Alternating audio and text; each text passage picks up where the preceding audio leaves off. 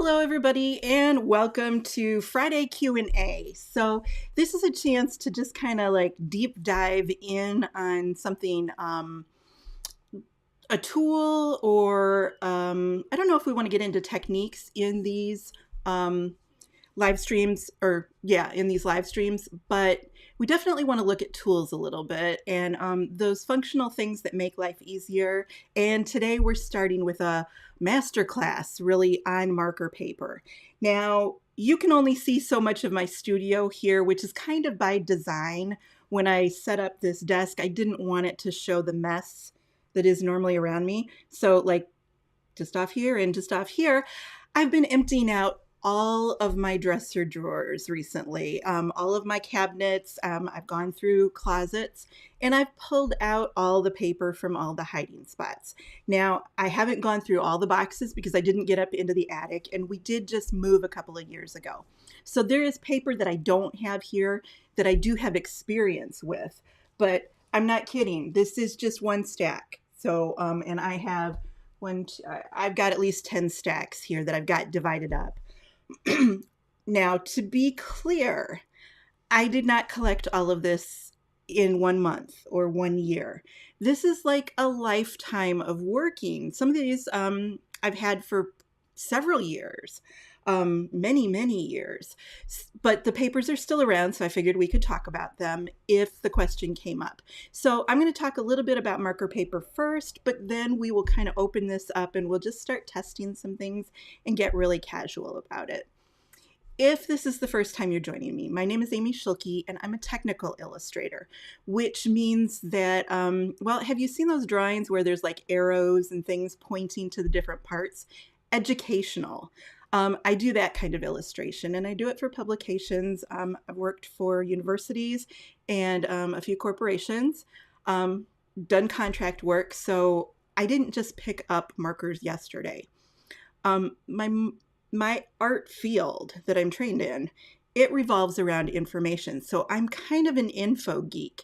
And when I teach marker classes, that kind of, that interacts and affects how I teach, because I throw a lot of information at you, knowing that some people are really truly hungry for actual ingredients and chemistry and that kind of stuff. And I figure if I'm interested in it, there's got to be somebody else that's out there. Like I said, I've been using markers since art school, and I can tell you it was freshman year 1989. So I didn't just pick up markers yesterday. I have a history of working with them as an art school student, as a professional, in my own work here at home, and then also as an instructor. I've been instructing art classes for 20 years, and 10 of the last 10, I've done Copic entirely. So not only do I have a lot of experience just with the markers themselves, but I have a lot of experience watching students learn how to use these things. And you'd be amazed at some of the things that I don't even think about, but then a student will ask a question about it, or I'll see a student struggling with something. And so I think having that instructional background and watching beginners for a while really helps when I go to teach classes, even if I'm teaching at an advanced level, because I can kind of interact with you at whatever level you are at. So that's just a little bit about me. About the markers. I'm not sure that everyone who has picked up a marker recently, if this is brand new to you and you just saw it on Pinterest, you might not realize the history of markers. Markers were invented back in the 1950s. Blending and blending combination stuff, I can't really find any evidence of that before the 2000s. Really, it's like 2010 when blending started to come in to fashion and start getting popular. So let that sink in for a minute, because that means that people were using markers for 60 years before anyone decided to learn to blend with them. We did not blend with markers. What we did was we used markers for sketching and drawing. And our sketches were not art. The sketches were a way of communicating ideas. So if you think about it, and I know you've all seen architectural drawings, what happens is the architect, he imagines a building, and he imagines what it's going to look like. And then he uses markers to take those ideas out of his head and put them on paper. That way he can show it to the client, and the client says, that's a beautiful building, let's build it. Then those drawings go to the engineers and the designers who do all the subspaces, the engineers that figure out how to build it, the tradespeople that actually do the building. So the markers are a way of getting that idea out of your head and onto paper so that you can communicate it with a team of people. Now, something that might be even closer to home is fashion design. So we used markers, not me personally, but a fashion designer will use markers. Let's say you go and you ask for a wedding dress, a custom wedding dress. And the designer has an idea for it, but if they sit there and describe it to you with words, you're not going to understand what they want to make for you. So they use markers to quickly sketch out that dress. And the client says, I love that dress, let's build it. And then that drawing goes to the people who cut the patterns and the people who do the sewing, so the seamstresses. It goes to the fitters so that we all know what we're working on. We're all on the same page. Markers were a tool for idea generation. They were not considered art. For over 60 years, that's what we did with markers. And honestly, I don't have a lot to show you from those days because it was considered disposable. Once the idea was done, we trashed it. We didn't save those silly little sketches because that wasn't the important thing. The important thing was what you made with the plans, not what you made with the markers. Now that's all flip-flopped on its head, and everyone is now making marker art. And the reason why I'm explaining this is because it's going to help you understand the confusion that we have about marker paper specifically, because marker paper has been around as long as markers have been around, but the purposes were different. And the conflict comes when you have an old school marker paper and a new school blending person. And so there are some really good papers out there that people just get online and they're like, oh, don't buy this paper, it's terrible. And I'm like, what's wrong with this paper? And then you see what they're trying to do with it, and they're doing new school blending on an old school paper. So we're going to talk about that quite a lot. We also have an internet problem. The internet kind of, like, it's been around for a while too, but it really came into everybody's homes and we started using it on a daily basis just about the same time that blending came into fruition. And so we don't have textbooks on blending because people like me never thought that anybody would ever be doing anything serious with markers. So there's not a lot of information out there. And now anyone can get on the internet and share their opinion. And if you're brand new to markers, or if you don't have a lot of experience and you ask a question, you can't tell if the answer is coming from an actual expert or if it's coming from somebody who has a very strong opinion and they're very confident about it, but they're also wrong. And I see that a lot. So there's an internet problem. We also have a problem with the internet experts are getting paid by art supply companies, so they're endorsing products that they might not normally use in their daily work if it wasn't for that contract. And I had that experience just a few months ago. Somebody gave me a product and asked me if I would do a contract job for it with it. It's not a product that I would ever use. It's not a product that I will ever teach with. But I used it. And what if I had decided to just get on YouTube and say, hey, everybody, love this, you're going to love it too. Well, maybe it's not a good product for people to be promoting, but that happens a lot. And there's also this YouTube thing where I know one of the easiest things that I could do is to get online, get on YouTube and do one of those comparison videos where I take my really super expensive marker and I compare it to a super cheap marker. Because I know that you secretly want permission not to have to spend the money on the expensive marker. Those videos get a lot of likes and views, and so there's people that are recommending products that they probably shouldn't, and that's the internet problem. But we're here today, we're talking about paper. And what I'm about to say might anger some people. It might kind of tick you off. You might strenuously disagree with me, because what I'm about to say is probably not what you want to hear. You want to hear that markers are super cheap and super easy, and that you can spend less money and get more results. I mean, that's what those videos are about, right? But if you're sick of spinning your wheels, if you're sick of trying techniques and blending combinations and you're failing miserably, it might be the paper that you're working on. It really could be the paper we're working on. It's time to get honest about what markers can do and what they cannot do. And that's kind of what we're going to be talking about today. There is a really harsh truth about markers, and I wish that somebody had told you this before you spent your first penny on it. Right from the very beginning, before you even got past the idea of, hey, markers look cool. You needed to know 3 things. You have to purchase 3 things, and all 3 things cost money. There's just no way around it. So the first thing that you need to purchase to succeed with markers is you need good markers that blend. And notice, I work with Copic markers, but just now there and on the title, on the screen there, I didn't say you need Copic markers. I said you need good markers, and we're looking for 2 things.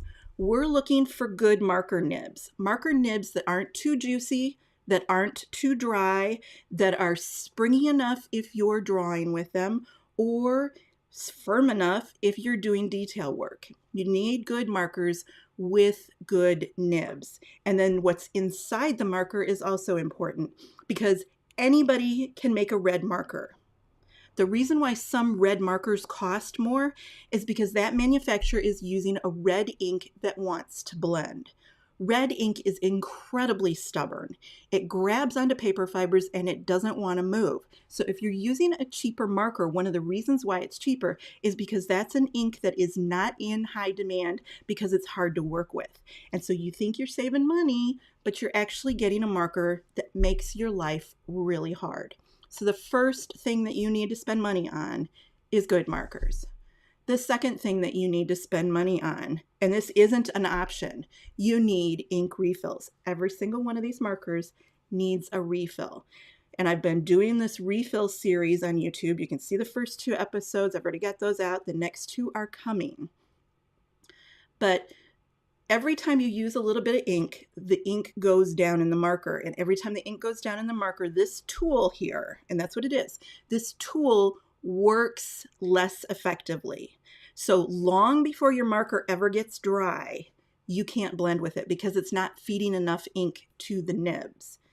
A dry-ish marker, one that's just a little bit low on ink, is actually a broken tool. So for every one of these markers, you need a refill. It's just not optional. You have to have full markers for good results. And then the last thing, and here's where people are going to grumble, is you need quality marker paper, because the most expensive marker in the world that's fully topped up, if you don't have a paper that works with markers, this is a waste of money. This is a complete waste of money if you don't get the quality marker paper. And I know people really want to save money. But if you're not willing to spend money on all 3, don't even start with markers, because you're wasting time, you're wasting money. And paper feels like it's the thing that you can skimp on. But okay, how many people learn to swim without getting in the water? I mean, it's really cheap for me to stand in my living room and swim, but you're not really swimming, right? Marker paper is the equivalent of water for swimming. It's what you do the thing in or on. And if you're only swimming in the bathtub, you're not really swimming, right? Okay, so many Copic experts, many internet experts, they're going to focus 100% on this marker, and they're going to tell you that you have to get the good marker and you have to get the good blending combinations. But here's the thing. Marker paper is actually more important than the colors that you buy. It's just, if you're working on a paper that doesn't want to blend, you are always going to struggle. So just emphasize this. People think that the key to blending is having a good blending combination. But if the paper that you're blending on grabs a hold of the marker and doesn't want to release the marker ink, then the best the best technique in the world isn't going to help it blend. Paper is the foundation of everything, and it's more important than the colors that you buy. Okay, so I know people are tuning into this live stream for one thing, and you told yourself, I'm going to watch this because I want to know the best paper for markers. But we all know that what you really want to know is what's the cheapest paper that you can get away with. I understand. The honest answer to this is going to be really frustrating because the answer isn't going to be the same for everyone. I'm a professional. Remember, I told you I've been working with these things for a long time. The cheapest paper that I can get away with is going to be very different than the cheapest paper that you can get away with. And this is why you go online and you start to look because you want to know what paper to use. And you start looking at all these different instructors, and you'll look at 20 different instructors and they will all recommend 20 different papers. Nobody agrees because there's not one best paper for everyone. They're using a paper that works for them for the techniques that they use. But this is why it's hard to find somebody to narrow down that this is the ultimate best paper for everyone. And this is also why, as a beginner, you can't just hop onto YouTube here and look at, you find a marker artist and you really love their work. They're doing great work and you research to figure out what paper they're working on. That paper probably isn't going to work for you because they're coming at this with a different set of skills and a different set of techniques. All right, so let me get rid of that. I know that everybody, or almost everybody, has seen one of these pick two kind of diagrams. And basically you can have it good, fast, and cheap, but you can have two of them, but you can't have all three. So maybe you want a hamburger that is fast and cheap, but it's probably not going to taste great. And if you want a really great tasting burger and you want it fast, it's probably not going to be cheap. Now, the same kind of thing works with markers. It's a similar diagram, but it's close enough, okay? So here we go. Skill, paper, and markers. Now, you can pick any two things, and it will make the third thing less important. It doesn't mean that you don't need the third thing. It just makes that third thing a little bit more flexible and easy. So if you have really good markers and you have really good marker paper, you don't need a lot of skills to get some pretty good results. But having those skills, that really, really helps. If you have a ton of experience and skills, you can make bad markers look good as long as you're working on decent paper. And if you have good skills and some pretty decent, what did I say before? I said that you could get the paper to work better. Kind of forgot here. You can, if you have good skills, you can make bad paper look good with good markers, and vice versa. If you have a lot of skills, you can be using bad paper with good markers. See how it works? Any two of those is going to make the third one with a little bit make that a little bit easier. And there are some YouTubers that do this all the time. Remember when I said they compare the Copics to a set of cheap markers, and they're kind of giving you permission to buy the bad markers because, hey, their art looks good. The thing is, though, they have good skills and they're working on good paper. So those two things mean that you can kind of skimp on the markers a little bit. So I know you think you're saving money on paper because, well, let's face it, you spent a lot of money on markers. You're sick of buying markers. You can't spend any more money on markers. And now you can't afford the good paper. But you have to ask yourself, and this is super important, do you have the skills to make bad paper look good? And for a lot of us, that answer is not yet. Maybe someday, but not today. Okay, so here is the first, and let's just call these inconvenient truths. The first inconvenient truth about markers is that beginners need better paper than professionals. And there's just like this weird thing that goes around, and I'm sure you've heard it too. I hear it all the time. People will say, well, I'm just a beginner, so I'm going to start on the cheap paper, and then when I build my skills up, then I'll switch over to better paper. And then there's another one that's pretty similar, where somebody says, I do all my practicing on the cheap paper, And then when I want to do something good, I switch over to the better paper. Both of these are wrong, and they're hurting you in the long run. It's a simple example, and it's kind of silly too, but it gets the point across. Let's say you have absolutely no paper, but you have a ton of scrap lumber out in the backyard. And I don't know if you're aware of it, but Copic markers will work on wood. So let's say you do all your blending practice on the cheapest thing you can find, which is a 2x4. You can get really good at doing that. I'm not kidding. You can do it. But think about what you're learning to do, because you're not really learning how to blend markers. What you're doing is learning how to make markers look decent on a plank of wood. Bad paper teaches bad habits. So to make bad paper look good, you probably learn how to press too hard with your markers. Pressure, hand pressure. It's important when you're coloring. To make bad paper look good, you probably learn to color slower, because slower is feeding more ink into the paper, and then you get more ink in there and it kind of helps it to blend a bit. Or maybe you use a ton of layers, or maybe you're working on really thin paper. You learn to color too fast. So people are learning to use too much pressure or not enough pressure. They're learning to use too much ink, too many layers, and it's all because of the paper that they're working on. Once you learn a bad habit, it's really, really, really hard to unlearn it. So if you start on bad paper, whether you're just practicing or whether it's because you're in those learning stages, you learn a bunch of bad habits. And then when you finally upgrade to the good paper, you've got problems, because you're bringing in a whole ton of bad habits. So remember that triangle. The triangle is why professionals can use bad paper. I've been using markers for 30 years. At this point, I can grab my Copics and I can go sit in my driveway and I can color directly on the cement and I can probably blend the markers. But until you have the skills to blend, you need to be on the best blending paper possible. Learning for you needs to be easier, and bad paper makes it harder. Okay, so now there's another inconvenient truth, and I'm sorry about all this bad news. Paper is not just paper. So we all think of paper as just, it's paper. Some paper is thicker, some paper is thinner, some paper comes in big sheets, some paper comes in small sheets, some paper is pink, some paper is black. But we all kind of have in mind that it's the same stuff with the blue lines that we used to use in grade school. Paper's paper. Not true.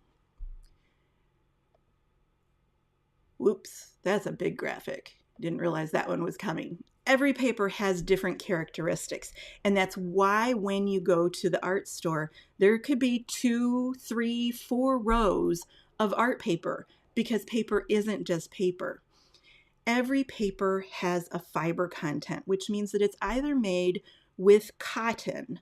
Sometimes you'll see labels say rag on them, which is cotton that has been recycled from clothing and turned into art paper.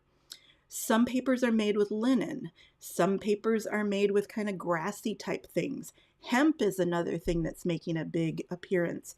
And then some of the cheaper papers are made with wood. And you're not going to blend the same on wood as you would on cotton paper. Now there's also the pressing. So at the factory, when they make that paper, and you see those big sheets that are rolling out, sheets that are like big enough to build a playhouse out of. They press that paper, and how much they press that paper, whether they press it with a hot iron or they press it with a cold iron, that affects how the paper works. And watercolor artists are super, super picky about the kind of press that is on the paper. There is a texture, a little microscopic texture, and I always do this when I talk about paper tooth. And what it is some of those paper fibers don't lay down perfectly flat. Now on a hot pressed paper, they do lay flatter, and then on cold press paper, they kind of stick up a little bit. And then there's a third kind of paper finish that we really like for markers, which is a polished finish, which means that they hot press the paper to get those fibers to lay down, and then they come across it with a scrubber, and they kind of take off all the little tips. And that's why good marker paper feels satiny. It's because it's a polished surface.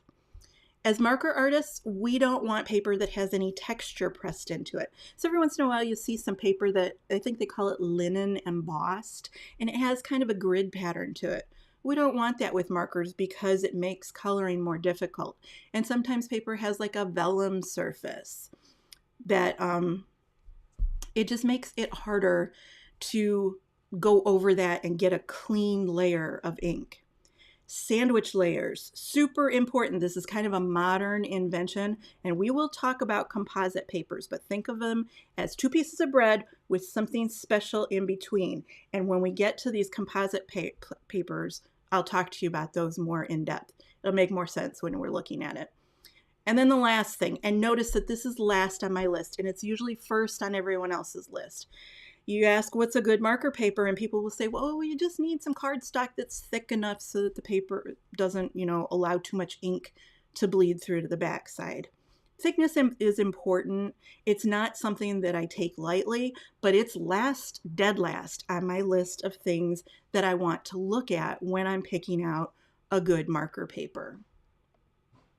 So what are some of the characteristics that we want with good marker paper? We want something that is going to absorb the ink, but kind of keep it on the surface so it's available to blend with. We don't want a paper that resists the ink, because that's just like coloring on glass. What's the point? We want paper with a very slow dry time, because that allows us to get in there and blend a little bit more. We want fibers that are going to release the ink to allow for blending, because if you have staining fibers that if you just touch them wrong, they're going to turn a color and never surrender that ink again, that's not going to work. We need short fibers to the paper, because long fibers cause that feathering where you see the ink kind of seeping out. It almost looks like it's spider webbing outside the lines of your stamp or outside the lines of your drawing. That's feathering. And we need the fibers to be cut nice and short when they make the paper so that the ink doesn't travel a long distance. We want the paper to be smooth, because if you're using rough papers, it can wear down your nibs pretty drastically. Now, I know a lot of you have never changed your nibs, but I change my nibs at least once a year, sometimes twice a year on the markers that don't work as well. And that's something that we can talk about in another Q&A. But if you're using the wrong kind of paper for markers, you're wearing down your nibs faster. All right, what else do we need? The composite papers, sometimes they're good, sometimes they're bad. So those sandwiches, and I'll talk about a good one and I'll talk about a bad one. Spray coatings. Who amongst us here has tried to color on photo paper? It has like a layer of emulsion on it, and it makes the marker not want to stick, so it's resistant, and it also makes the marker kind of like it'll puddle in places, but also it gets sticky and doesn't dry right. So spray coatings, because watercolor paper is sprayed with starch. They call it sizing. There are other papers though that have a spray coating on it that makes it inappropriate for markers. And then the thickness thing is all about preference, because some of my favorite papers you're going to see today are thin. And I know that that goes against what you've been taught, but it all depends on what you're doing with the markers. Okay, trying to get through that all my notes here. All right, so the trick to finding a good paper is you have to be in that Goldilocks zone. You don't want it too hard and you don't want it too soft. Let's kind of start looking at the papers there. And the thing that you need to remember in that last inconvenient truth, promise, is that you can't really trust the labels. And I'll explain why when we get to some of these papers. Actually, let me grab the first set and we'll talk about labels. All right, so every once in a while, let me see, I even pulled up a picture of it. How many people have seen this paper? It used to be called the Copic bleed proof marker paper. And now I think it says Transitotype on it. I think Transitotype always made the paper, but they were making it specifically for Copic. And people will buy this because they have Copic markers. And so they think, oh, yay, okay, I'm going to get the Copic paper. And these kind of papers are really tempting because you get a lot of sheets and it's pretty cheap. So what this is this is a member of the marker paper family. And they're specifically called marker paper. Right here. Whoop. Let me get there and then get my face in the corner there. There we go. All right, so these are marker papers and they're deceptive. Like I said, they say marker on the cover. And the reason why I showed you this one here this way is because I used to have a pad of this, and I kind of at one point I said, okay, I'm going to use all my marker paper and just get myself to one brand. So this Bean Fang is the one that I use all the time, and I'm kind of working down my other sets to get so that I'm just 100% all this, because I had like 12 brands out there. It says marker on the cover, and this one says marker on the cover. And in this, you get how many sheets? You get 50 sheets, and it's pretty darn cheap. This one, you get 100 sheets. It's really cheap, but it's because the paper is thin. So you can kind of see my hand through it. It's super thin. Let me see, see how transparent this is? This is called layout paper. Remember when I talked about, and this is why I talked about markers going back to the 1950s. Remember how I talked about how we sketch designs and things like that on marker? We do this on marker paper. This is old school marker paper. This was invented before blending existed. The person that invented layout paper here never thought that anybody was going to blend. And so what you get with this kind of paper is the colors are super vibrant. They stay nice and juicy. You will get zero bleed on this. It is super ultra smooth. It's way too smooth to use colored pencils on. But this is just the most beautiful feeling paper that you can imagine. The problem is that this only takes a few layers of marker. You can't blend on this paper. Now, I'm sure you could kind of, let's see, I'll try and blend on it. I don't think it prohibits blending. It just prohibits having a lot of layers. So to get this to blend, it's going to take another couple of passes with these markers, and I can already see how this looks slick. This paper, it says markers on it, and so people buy it and then they get angry because you can't blend on it. Well, it wasn't designed to be blended on. This is designed for sketching and drawing. This is what those fashion illustrators work on. And we want it to be super thin because we put our drawing below this and then we color a new one. And when I'm doing some of my more complex stamps, I will use 5 or 6 sheets of this stuff, all in several, I'll tape them all together so they make like a little miniature pad of paper. And then I just keep tracing through and improving the lines each time. So I can fix the composition, or I can move the flower over slightly and then redraw it. And this is the standard stuff that we did back before there was computers. I actually enjoy the process, so I don't really want to digitize and go completely digital. But this marker paper was designed for quick, fast, easy illustrations. Just an example of what we're doing on this kind of paper. This one was actually colored on Cryogen, but this is an example of the kind of style of coloring. This is more like an architectural or an urban kind of urban journaling kind of thing, but nothing here is blended. This is all just chisel nibs and dots with a brush nib. So you can do this kind of work and it will look stunning on marker paper. But if you're buying this because you saw it on Amazon, and I'm not kidding, it will be $10 cheaper than everything else. And you get a ton of pieces of paper in the package, but it's not for you. It's an old school style drawing paper. So it's really good stuff. I go through probably this pad of 100 will probably last me 2 months. I go through a ton of it. Winsor Newton makes another one. There are tons of brands of it. I just happen to be really partial to this one because it's this one goes back all the way to art school. So I've been using this one for forever. But they're pretty much the same. They're all thin and translucent. They're all polished paper. They're great for markers.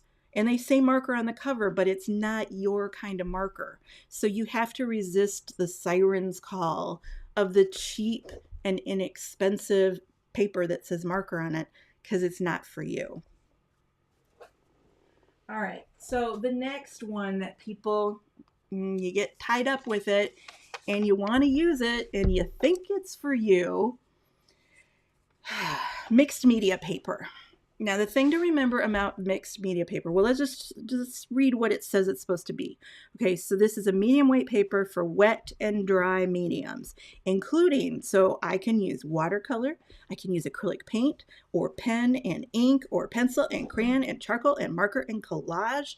Wow, I can do a lot of stuff on this. Here's another one, and I wrote darn on it because like I'm trying to evaluate journals, marker notebooks for people. This is my number 10, and it's the worst of the bunch. And I really wanted to like it because it's made like 30 minutes from my house. So I kind of felt like, yes, I'm going to get this one and I'm going to promote local businesses. And this one is for, let's see.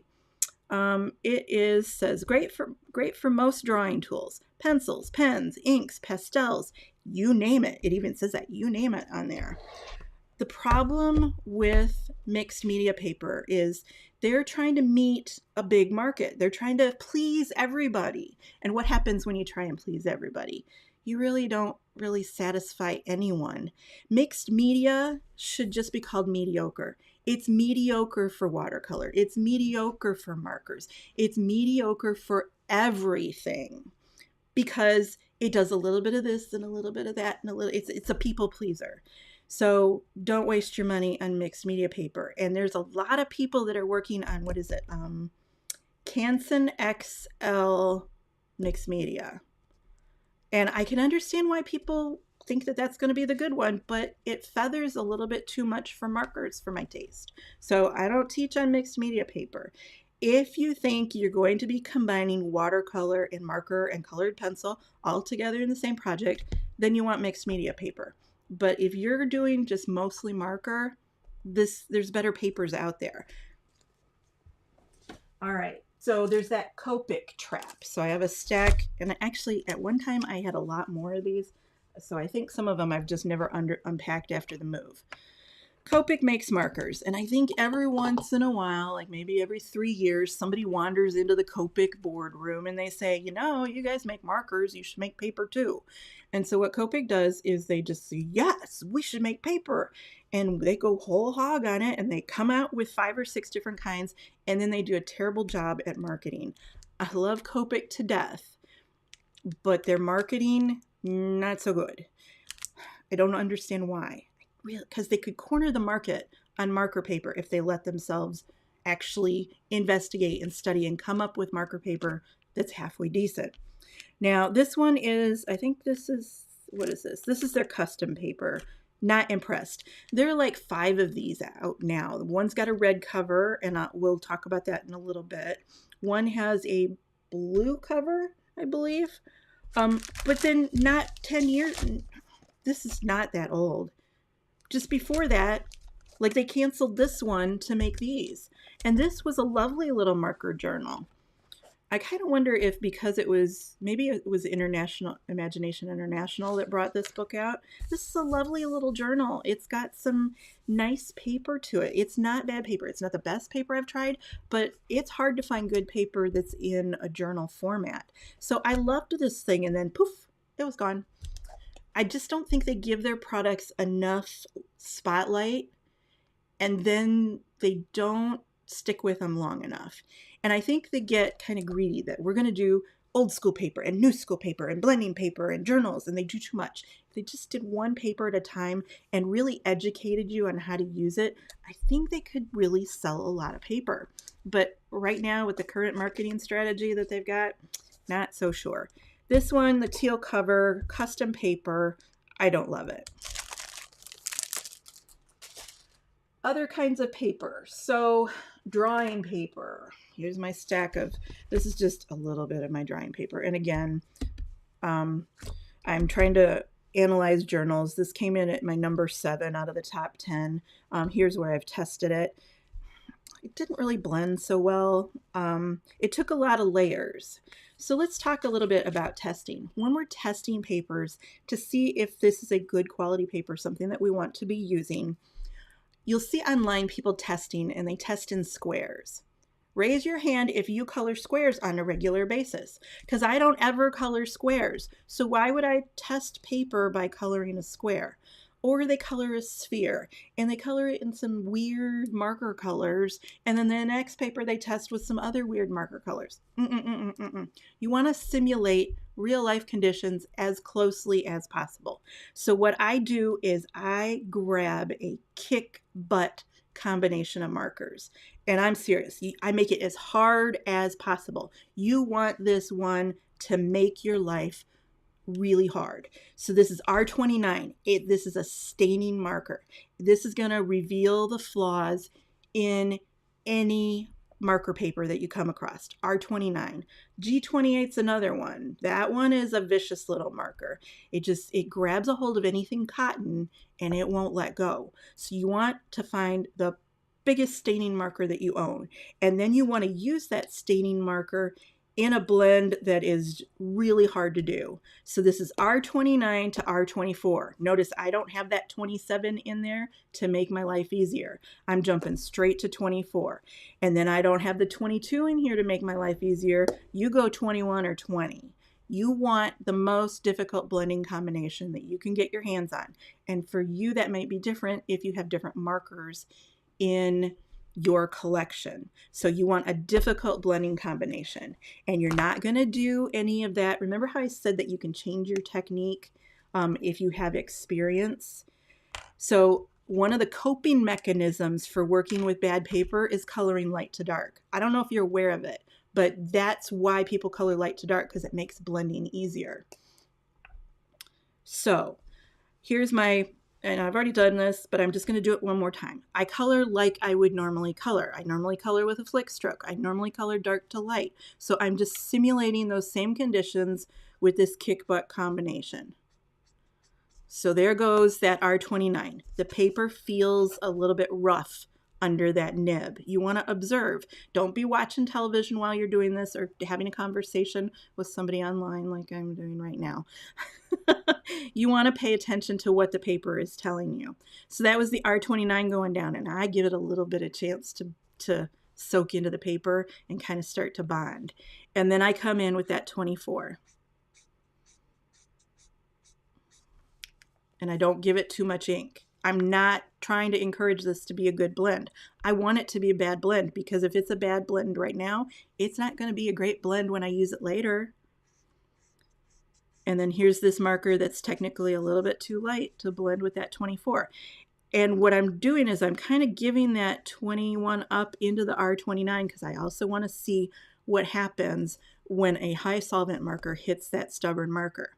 Now with good marker paper, it's going to blend automatically on you. This is not blending for me. The next test that I do is a layer test. Here's one layer of ink. Now here's 2 layers of ink. Now here's 3 layers of ink. And there's 4. That's 4 is about average for what people do. I'm going to flip it over. I'm going to see what kind of bleed through I'm getting. So that's the spot right there. Can I keep going? Some bad papers, you can't go more than 4.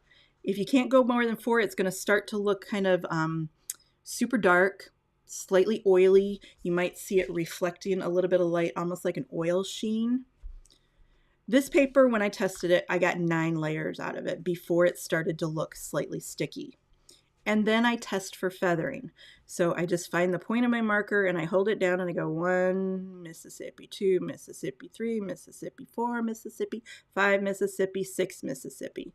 So I give it a 6-second test. And then I just kind of look at it. Do I have some feathering where that ink is leaking out into the paper? Then I do a 10-second test. So 1, 2, 3, 4, 5, 6, 7, 8, 9, 10. The dot should be bigger, but if it's significantly bigger, the dot's bigger because 10 seconds of contact puts more ink into the paper. This is now starting to give me some feathering. It actually looks like a little bit of a gray area all the way around it. So that's why this didn't really make the cut for me as far as marker journals go. But remember, marker journals are notoriously, it's difficult to find a good one for markers. All right, let's do another one because this is Stonehenge and I want to use Stonehenge. I really do. I love Stonehenge for colored pencils. Oop. Feels a little bit rough, which is to be expected because it's not super smooth. This is a colored pencil paper. The blend here, though, is not too bad.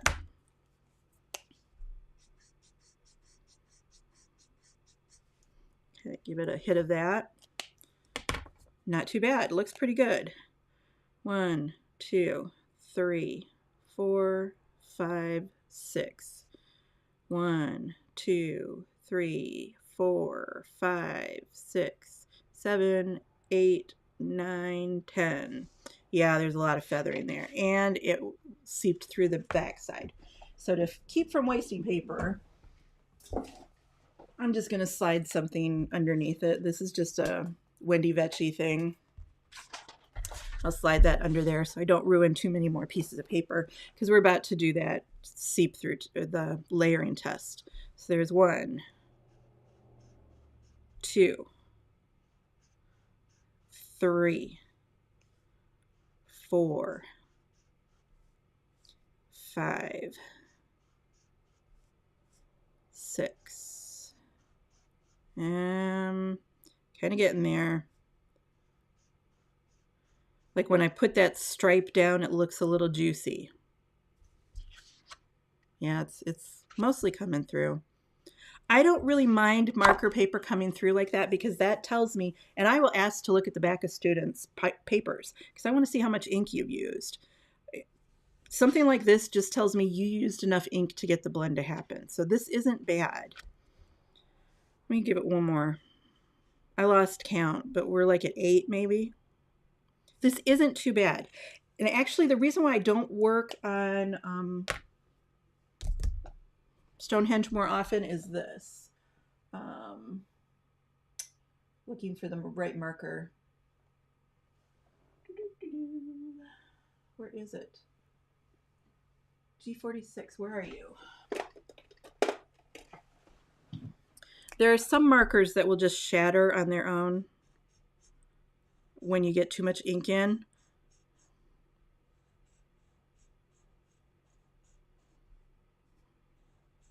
There it is. There's yellow that's seeping out around the side. It's really subtle, but it's right here. There's yellow ink that's coming out. The green ink is staying put, and this is why I don't use this more often. Because everything up here told me that I could probably make it work, but I can't deal with markers that are going to self-shatter on themselves.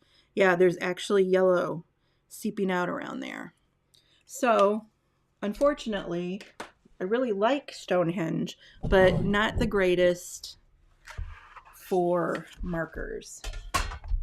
And these are drawing papers. Let's get to printmaking papers. And these are all big no's, with the exception of this one. This is another one of the Stonehenge brand Legion. It's super cotton. It leaks a lot. It feathers a lot. And then also, see where I went over the red here? You can see my tests. Went over the red with the 21, and it just kind of ate some major damage into it. And then here's with that green combination. So it's leaking out yellow around the side of it. So yeah, I had high hopes for this one because I thought it would work. These are papers used for like embossing, and you'll find them at print shops. Fabriano, this one is just really way too soft. Arnhem, this is a great paper company, but not the best for markers. And I think you can see, where's my testing? Where is it? First sheet. There it is. I had high hopes for this. I was testing this to be a replacement for Cryogen because it's similar to Cryogen chemically. But I wasn't loving just the way the inks were interacting on this. I might have to work with this one a little bit more. So these are all printing papers for lithography, and Cryogen is the one that fits into this category. And the reason why I mentioned Cryogen, it's like we have to have a moment of silence for the papers that have gone before and are no longer with us, and this is one of them. Cryogen is actually, it's never had a label because it's always been sold to print houses. And so you just bought it from a paper supplier. It's for wedding stationery, and that's why it had the sparkle to it. It was made by a company called Arya Wiggins, and they went out of business right around the time of the pandemic. I don't know if it was because of that or if they had been struggling for a while. I don't know the details on it, but this was the best marker paper ever because it gave us just some beautiful blends to it. And there were people that would repackage this. There was one person that was repackaging it and claiming that they'd invented it, but no, it's just Cryogen. And if you have it, it's beautiful paper, but we can't buy any more replacements for it. Just yesterday, my former assistant Lisa and I were talking, and we thought we might have come up with a source of Cryogen. Nope, she didn't have it anymore. All right, next category is the watercolor paper, and you'll see a lot of people telling you not to color on watercolor paper. And sometimes I'll tell you that, but at the same time, where is it? This one right here. This is colored on watercolor paper with markers. It looks pretty good, right? If you know what you're doing, if you have the skills and the good markers, remember that triangle there, you got the skills, you've got good markers, you can make watercolor paper work. This is, see how much I went through? It kind of bleeds through a bit, but it was fun to work on. The results are great. It looks like I used watercolor. I love this stuff. So what this is this is a pad of it. And you don't want to buy the pads because they're glued on all four sides. But that was me testing colored pencil. I usually buy the Fabriano Artistico in the sheets, and that's what's right here. So hot press watercolor paper, I would not use cold press. And that's why I have the Arches sitting here, because this is... I love this paper for watercolor. It's probably the standard for watercolor. A lot of people use it. It's wonderful paper. It's amazing. But even their hot pressed is too bumpy. It's bumpier than the Fabriano. And I've never been able to get good results with markers and colored pencils together on this brand. I want to use it because I love the paper, but it just doesn't work. I have been able to get some pretty good results on the Fabriano Artistico. There is another Fabriano paper, and I keep calling it Studento, but I know that that's not the right name. It's Italian for student, I guess. So let's just give this one a quick test. This is another one that I was investigating possible Cryogen replacements, and I ordered some soft pressed Fabriano, and they sent me this instead. And I felt it, and I was like, ooh, that might work for us. And the blends on it are pretty, I mean, it's not expressive quality, but they're not bad. It feels more like a Bristol board. I kind of like it. It's not the best blending paper, but maybe I could work at it and modify my technique a bit. I think a lot depends on the price. So there's 3, 4, 5, 6 doesn't want to really stick. So you can get about 6 layers. 1, 2, 3, 4, 5, 6, 7, 8, 9, 10. Not a lot of bleed on it, or not a lot of feathering on it. Let's check the bleed through. Not too bad. So this is one that I need to, I've got a whole I've got like 10 sheets of it because I buy it in the 22 by 30. Or at least that's what I thought I was buying. So I need to get that out and actually like color a full project on it. And that's really the only way you're going to know, is to color on it several projects, not just one. So that's watercolor paper. By the way, I pulled out some projects. This one is done on Cryogen. So this is that wedding stationery that has the sparkle to it. Cryogen was always a little bit yellowish. Doesn't bother me, but I know that card makers didn't always appreciate that, because you color something on Cryogen and then you go to put it on a white cardstock and it doesn't match. So I totally understand the problem. Doesn't bother me with what I use it for. All right, what else can we talk about? Let's talk about some favorites. And I'm always the contrary person. I know there's 10 people that say I love it, and then Amy says I don't. So that's just how I work. It's how I roll.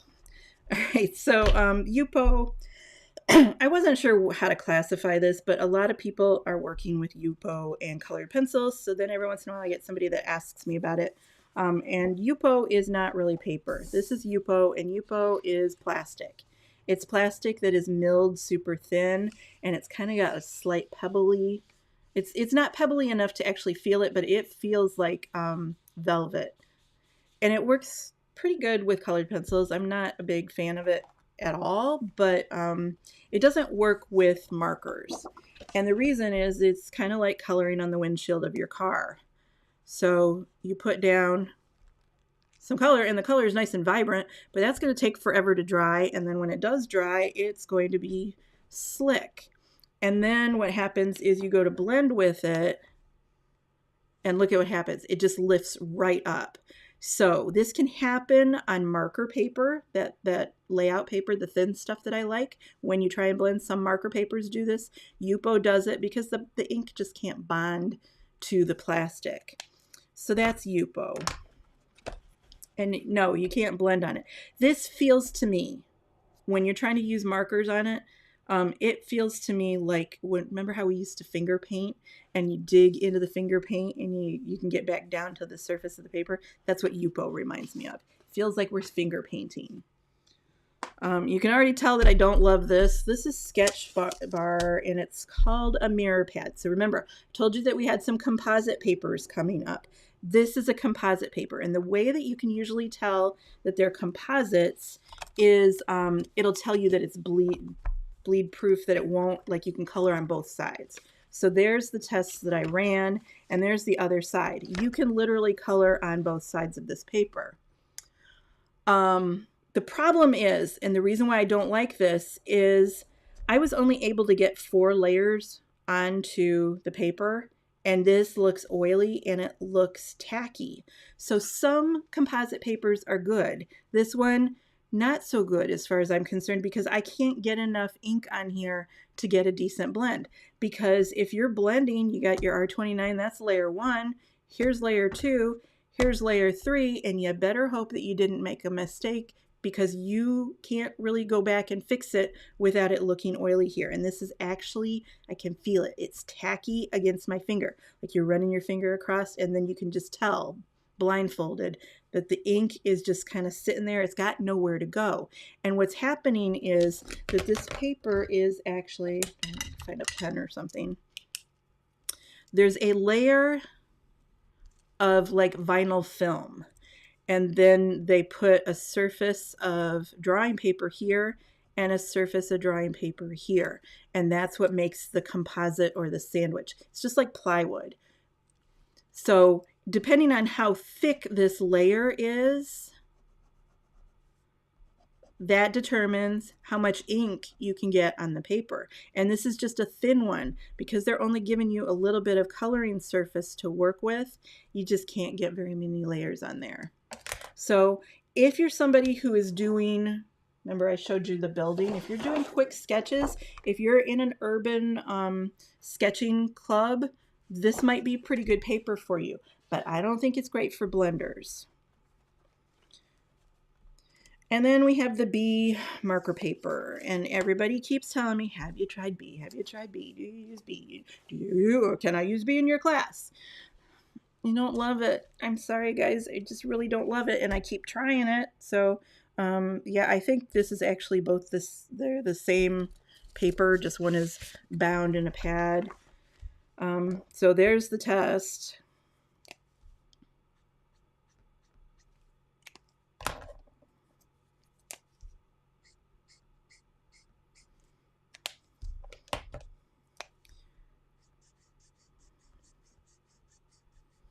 Now with Express It, that would already be blending. With B, it's not. And with B, when you do these kind of swish and flick things going on, it leaves a surface texture. So it's not the worst paper ever. I'd rather you color on this with this than some other papers. But the bleed through is pretty bad. Oh, we can do the layering test with this lighter pink. 1, 2,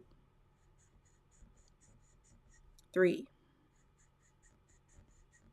4 is already starting to look pretty oily, and that's not surprising because we're almost, if you can see, if the color on the back is as vibrant as the front, then you're pretty much maximally saturated. Yeah, the ink is just, it's got nowhere to go now. It's just sitting there on the surface. So there are worse papers out there, but if I was going to spend money on a professional set of paper, it wouldn't be B. Other people can agree to disagree with that, though. If you love B, that's fine. It just doesn't, I don't feel safe recommending it to my students. Let's put it that way. There are papers that are acceptable that I won't have them use just because I want learning to be as easy as possible. All right, let's talk about the office paper because we cannot get around it. You have to address the problem. So office papers are the papers that are designed to go through copy machines in an office setting. It Kinko's, that kind of thing. Now, when you're running 32 copies of something, you don't want copy number 1 to smear the backside of copy number 2 when it comes out of the machine, right? You'd get pretty mad if every single piece of paper that you printed had a ghost image on the backside. You would also be kind of angry if you picked up the one copy that you just made, picked it up, took it back to your desk, and you had ink all over your hand. Office papers are designed to dry super fast, ultra fast. As fast as that copy machine can go, that's how fast the paper needs to dry. And there's always this race of technology between the printers can print a lot faster. We just don't have the paper that'll allow them to print that fast. So you have to make an improvement in the paper before you can improve the speed of the machines. So it is exactly the wrong type of paper for Copic users. Now, this is Neenah Classic Crest. What is it? Solar White, 110 pound. I understand why card makers love coloring with Copics on this paper. I totally get it. It's inexpensive. Some of them are making cards out of this paper anyway. So if you're making a card, like the card backs, you fold this paper, it's a lovely thick. For 110 pounds, it's pretty thick. It's a gorgeous white color. It doesn't it's not blinding white, but it's not vanilla or cream. So I totally get it. And then the other thing is, if you're coloring, I don't know, you're coloring a scoop of ice cream that's only this big for a card, it makes sense. You can use this.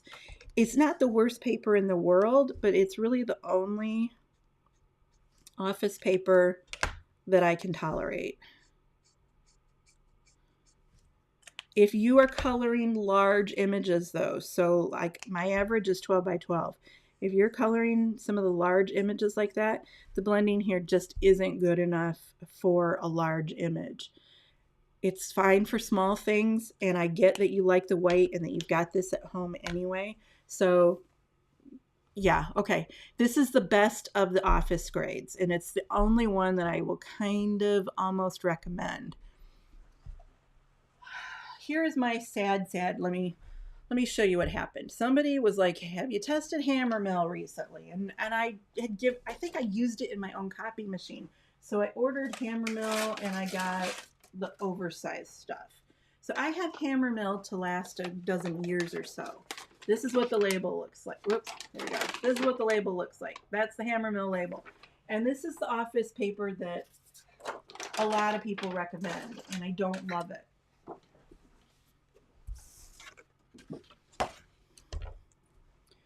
So back to the testing. This is Hammer Mill.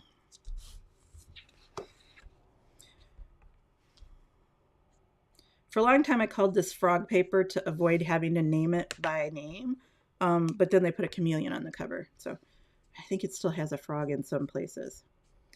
My problem with Hammer Mill is it grabs onto that ink and it does not want to let you blend.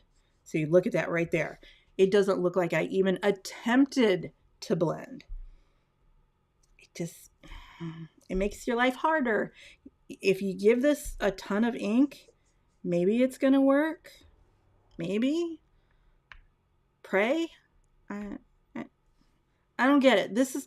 I get the Neenah Classic Crest. Like I said, I totally understand why people would want to work on this.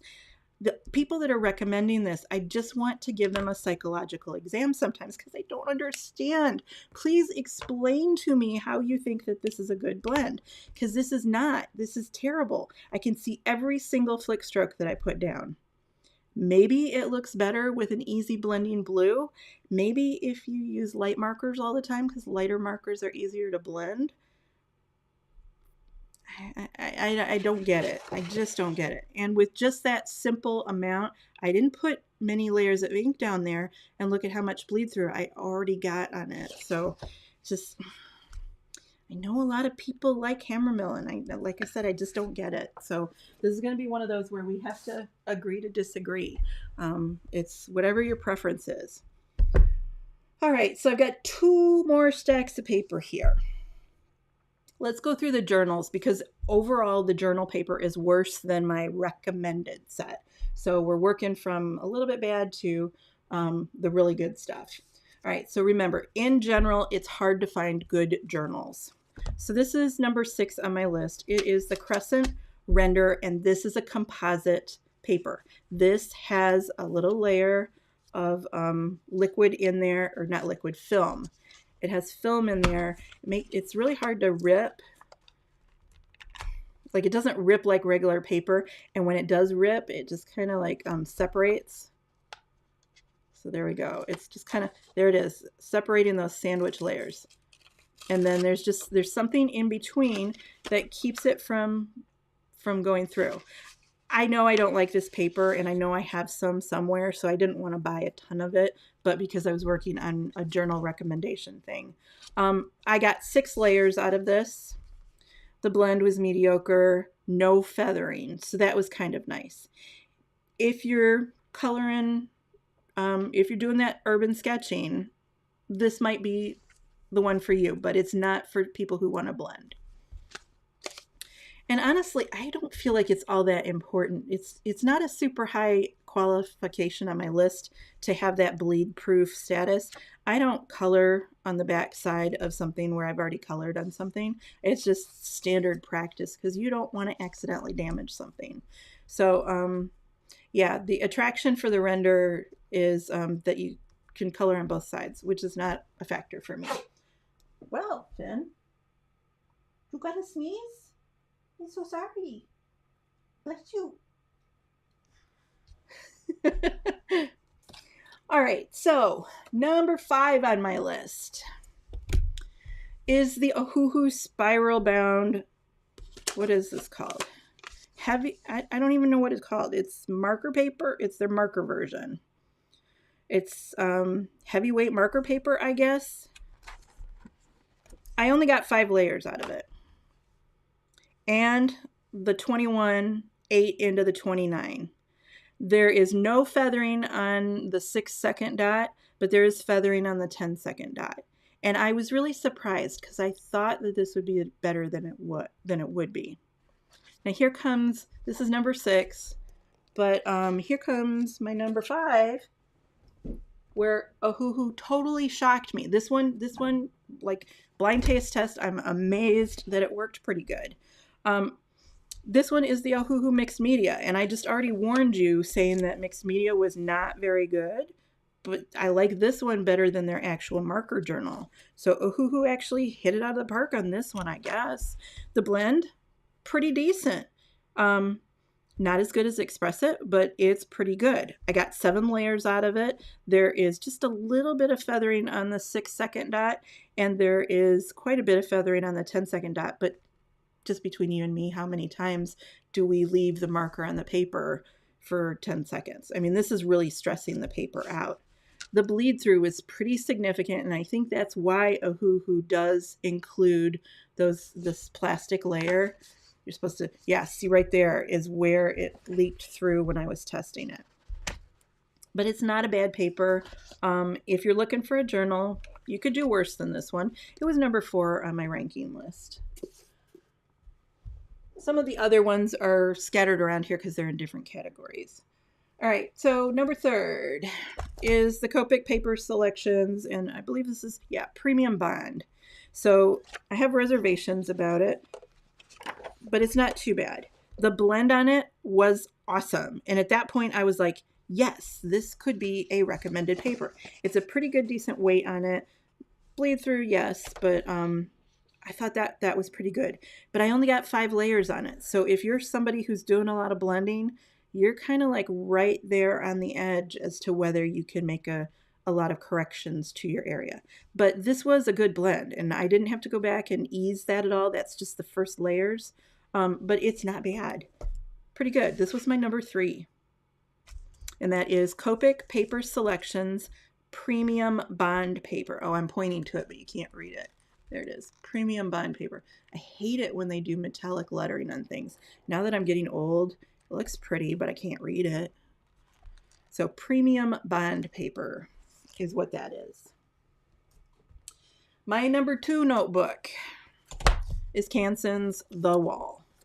This has been around for a while. I think this was the first sandwich paper that I was aware of. So it's one of those composites, which means you can color on both sides. So there's the testing that I did a long time ago, but see, no bleed through. It's got a layer of film in the center there. This was 3 layers of ink, and I think that's the reason why this didn't come out as my number 1. The blend isn't as good as the Copic paper selections, but the 6-second dot looks exactly like the 10-second dot. Beautiful. Really, really nice. And this is Canson The Wall. And they have changed their labels because this is the same thing. Same paper, just different covers on it every once in a while. But I really like this one. And if I were to go marker journaling, like if I were to, I thought about joining an urban sketch group, this is what I would be taking with me, is Canson The Wall. And my number 1 marker journal is the one that I use on the second Tuesday live streams. So it is the Zeta series by Stillman and Byrne. And this is my number 1 because I can use both colored pencils and markers in it. I'm gonna find, does this one have coloring in it? Yeah, it does.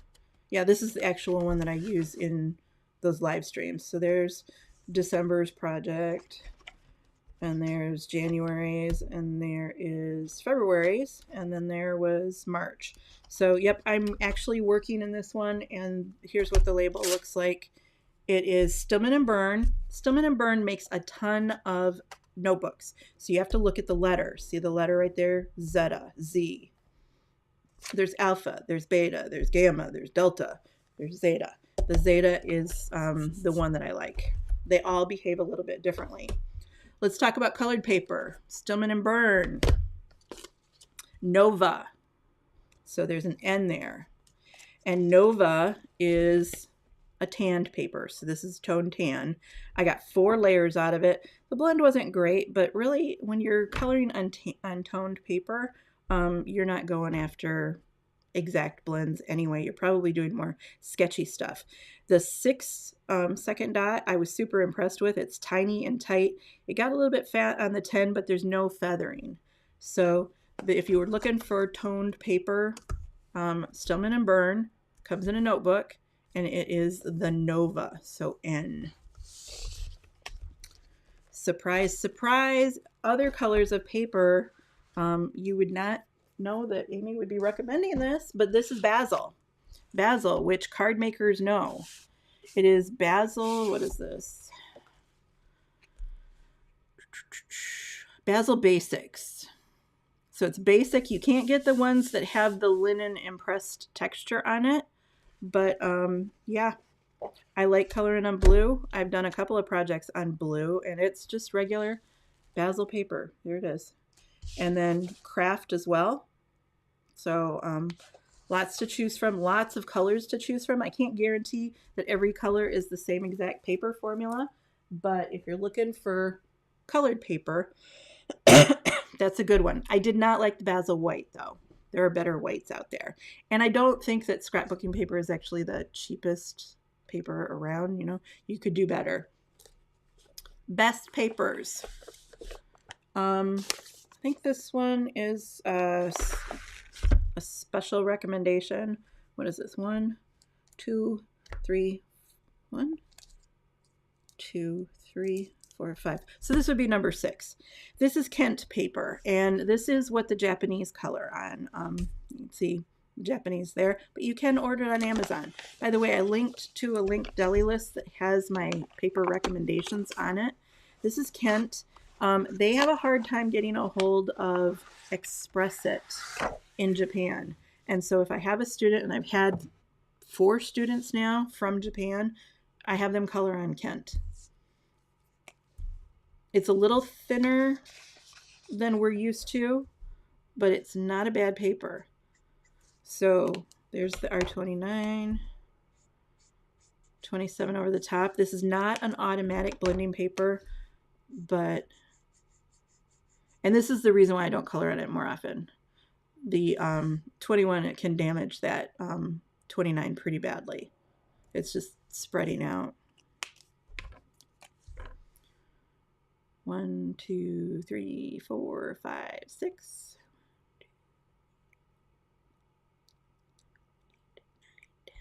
No feathering on either swatch. The 10 is bigger than the 6, but it's not too bad. 1, 2, 3, 4, 5, 6, 7. I think that's probably bleeding through. Yep. So 6 to 7 layers on the Kent. Pretty good. So that is Kent paper. There's a lot of comic and manga artists that work on Kent, so not too bad. Number 6 for me. All right, number 5 is Fabriano's Bristol Plus. So Bristol is not a brand of paper. Bristol is a style of paper. And I told you back in the olden days when dinosaurs roamed the earth and Amy was in school using markers, we used a lot of the Beanfang here. If we weren't using the layout paper, then we were working on Bristol. Now, I didn't know about Fabriano Bristol back then, but this is a very good Bristol. So Bristol is the processing that they use when they make the paper.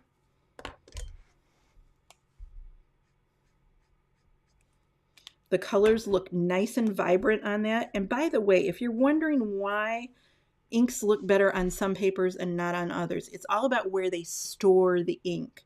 So if you store the ink deep into the center of the paper, then the inks are going to look a little bit less vibrant because we're seeing less on the surface. But if the ink sits right up there on top, then the colors tend to look a little bit more vibrant. Now this is not blending on me very well, which is exactly why it's down towards the bottom of the pack. But if you give it some love, you can get a pretty decent blend out of it. Yeah, this one will blend. So it just takes a little bit more ink. Whoop, that's the wrong marker. Takes a little bit more ink to get those blends to happen. but Bristol, Fabriano Bristol is pretty darn good. And I think universally, just look for Bristol and then try to see if that's a brand that you like. Number 1, 2, 3, 4. So number 4 of my recommendations is Winsor Newton Heavyweight. This one is not a standard marker paper. We already talked about the layout one. This one is heavyweight. And even though it's heavyweight, it's still a little on the thin side. But look at that blend. That blend is just beautiful. It's perfect. I didn't have to work at it at all. Self-blending paper is what this is. And I think this might be a composite paper. I'd have to investigate that. Yeah, it probably is. That's why I ripped at it right there. Because you can usually reveal that something is a composite by trying to rip it. They don't rip very easily.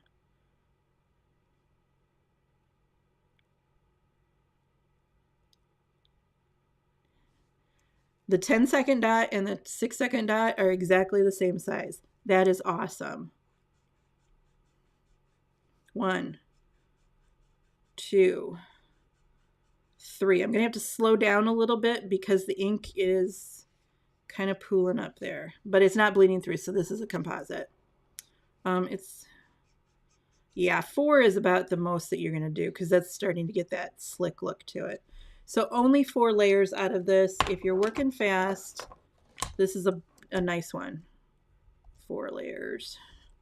But man, I just keep looking at that blend. That's just like perfect. And I showed you, I don't try and make them blend. I want to see if the paper can blend it for me.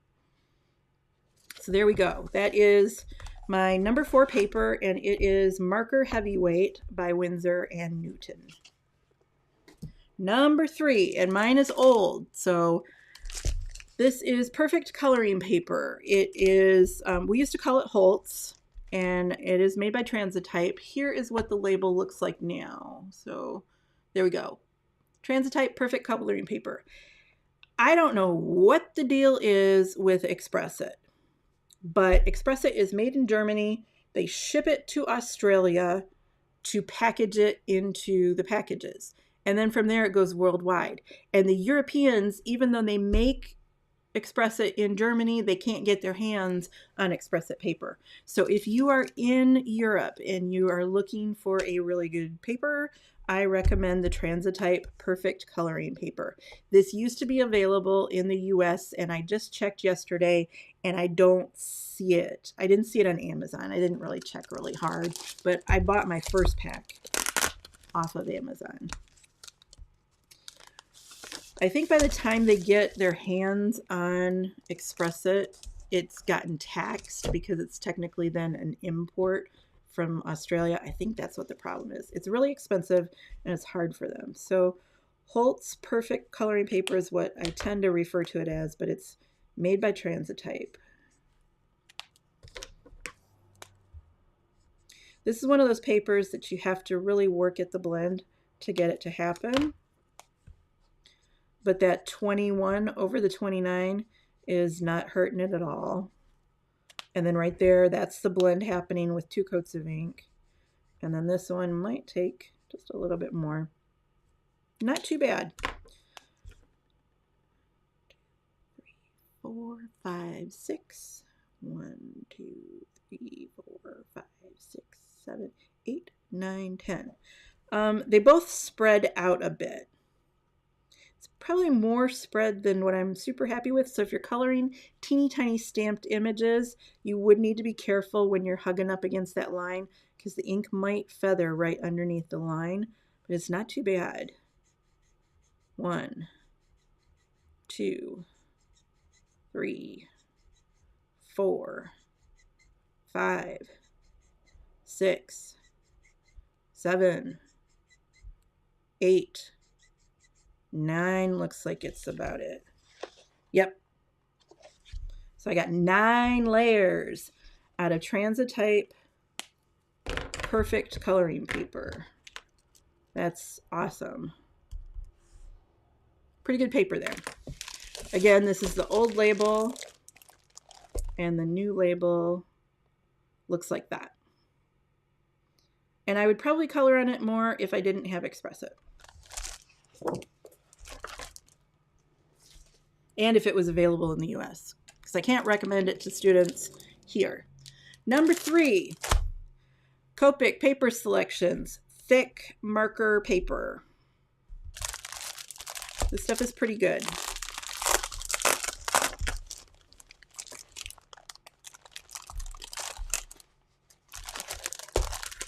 Trying to get just the paper and not the label out. Okay, when they say thick, they mean thick, because this feels pretty thick. It's sturdy. It's not like heavy duty, it's not cardstock weight, but it's definitely thicker than the regular marker paper. There we go. It feels surprisingly scratchy with the marker nibs. There we go. That might blend on its own. Probably needs just a little bit of help.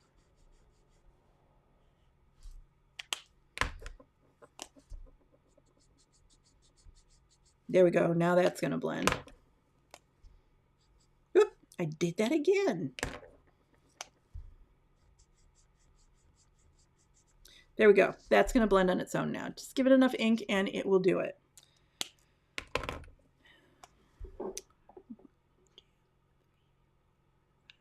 Six. 1, 2, 3,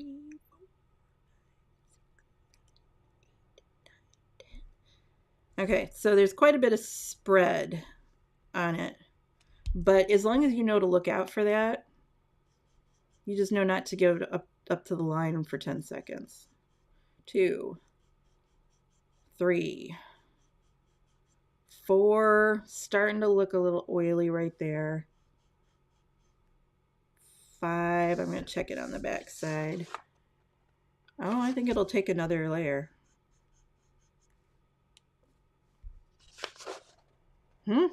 Look, it's not even coming through in the center there yet. So we're going to say this is probably 6 to 7 layers. And this is the Copic paper selections. Thick marker paper, red. Some of them, there's a blue one, there's a teal one. Remember, I don't like the teal one. The blue one is the premium bond that I have in the journal format. There might be a green one, or maybe I just dreamt it. I don't know. So that was my number 3. My number 2 paper. I just have the label here because I have a ton of this stuff everywhere. All right, so this is Strathmore Bristol. This happens to be the 300 series, but the 400 series will work too. So let's talk about Bristols, because like I said, we had that one, the Fabriano Bristol I had as my number 5. All of these Bristols are pretty good. This is Sketchbar's version of the Bristol. It's not too bad. If you're looking for a cheap Bristol, I guess it's okay. I didn't love what it does to the R29. It really ate into the R29. So overall, I was not impressed with the Sketchbar. And I know that Sketchbar has been handing out paper to a lot of channels. So I bought my own though, because nobody knows I exist, I guess. So this is Strathmore Bristol 500. The 300 is yellow. The 400 is brown. And this is the plate Bristol Strathmore 500. I think this is overkill for markers. It's super expensive, and I don't know that the expense is worth the results that you get. I don't think the blending is any better on the 500 than the 300, and I can get more colored pencil on the 300 than I can on the 400 or the 500. So I really do like the Strathmore, and it's been a company that's been around for forever. I was working on Strathmore in art school, so pretty good. This is another Fabriano Bristol. This one is their 1264 line. This one's pretty good. It's kind of like that Coke versus Pepsi blindfold challenge thing that they used to do back in the 70s. Boy, I'm dating myself there. Bristol feels like Bristol. So there are other brands that you can get. Find one that works for you. Just keep looking for, just look for the term Bristol, because that style of paper is going to work. It's going to take a lot of marker layers, takes a ton of ink. So I'm probably have some, let me look, see if I got a sheet of Bristol around here.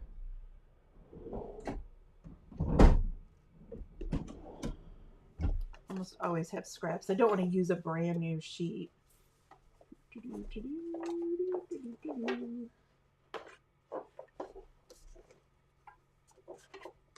Oh, I know. I just need to go to my paper cutter. Hang on just a sec. All right, here. What do we have here? This is 300. There's always paper hanging out around my paper cutter. All right, so there's the 29. There's the 27. And there's the 22. Now, I think Bristol wants to be manhandled a little bit. So you got to give it a second coat, and then it starts to work nicely for you.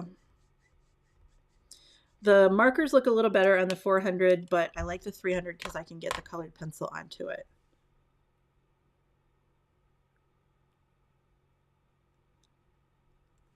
That was a 6-second dot. It's so small. That's wonderful. I lost count here. But look, there's not a lot of difference in the size there. There's just a little bit of feathering, but not much. 1, 2, 3, 4, 5, 6, 7, 8, 9, 10. Let's check it. Oh, we can get 11. You got 11 chances to get this right. So this is the yellow cover Strathmore Bristol. And if you want to see a picture of something colored on Strathmore Bristol, this is one that I did on Strathmore Bristol. And this was right after we found out that Cryogen had gone away permanently. So I wanted to switch papers to something that students would have on hand or be able to get easily.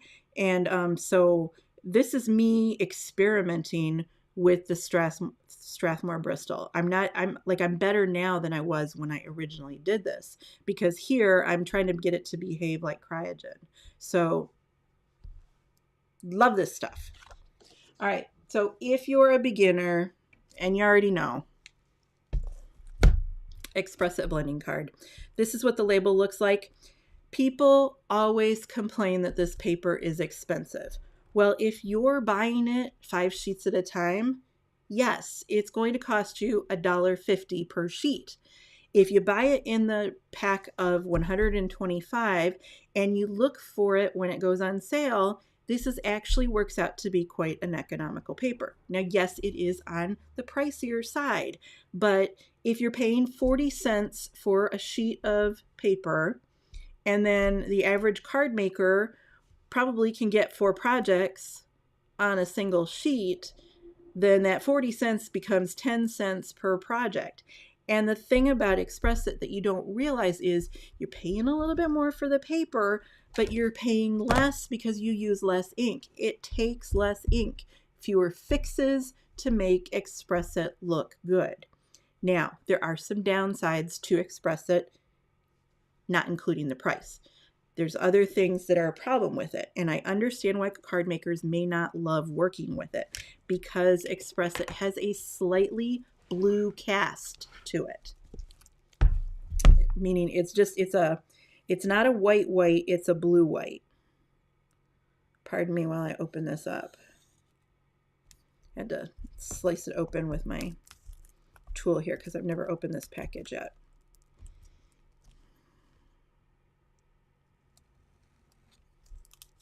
There we go.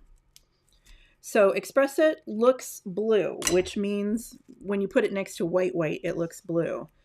bluish, we should say. So for that reason, it is hard for card makers to use because you can't put it on a white card base because it looks different. The other problem with Express It, let's go ahead and give it the test here, and then I'll show you the other problem. It's a self-blending paper. I can tell that that's going to need a little bit more ink because I think my 27 is running low on ink.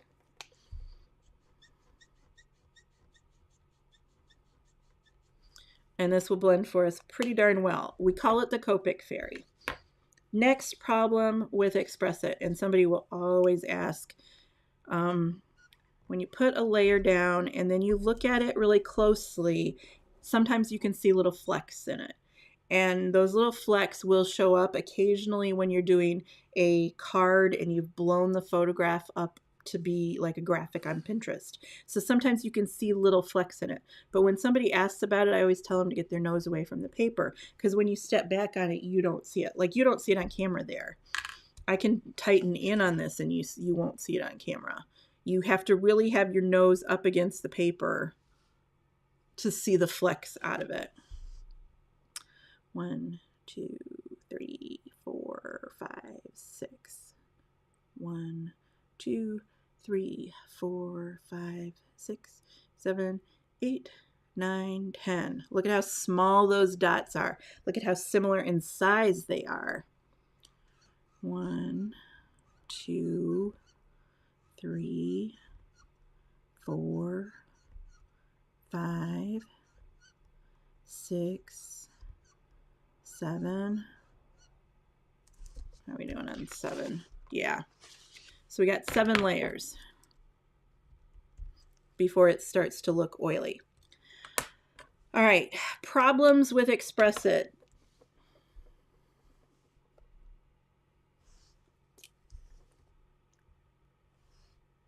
Express It is allergic to water.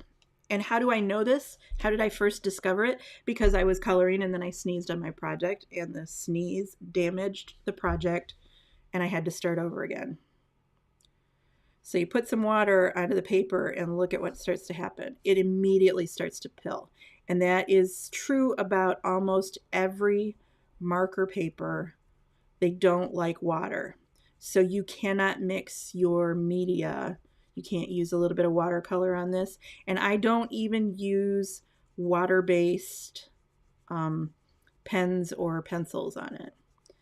I don't think Express It behaves very well with, what are they called? Microns.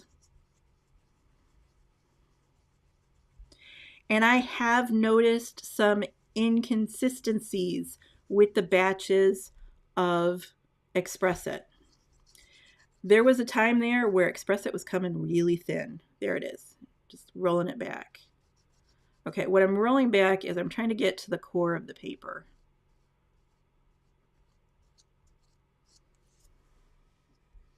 The core used to be beige, but it's not now. That's interesting. Okay, I expected to reveal the beige for you. I thought it was going to be a magic trick, and it's not, because it's just more white. But see how it's kind of rolling back?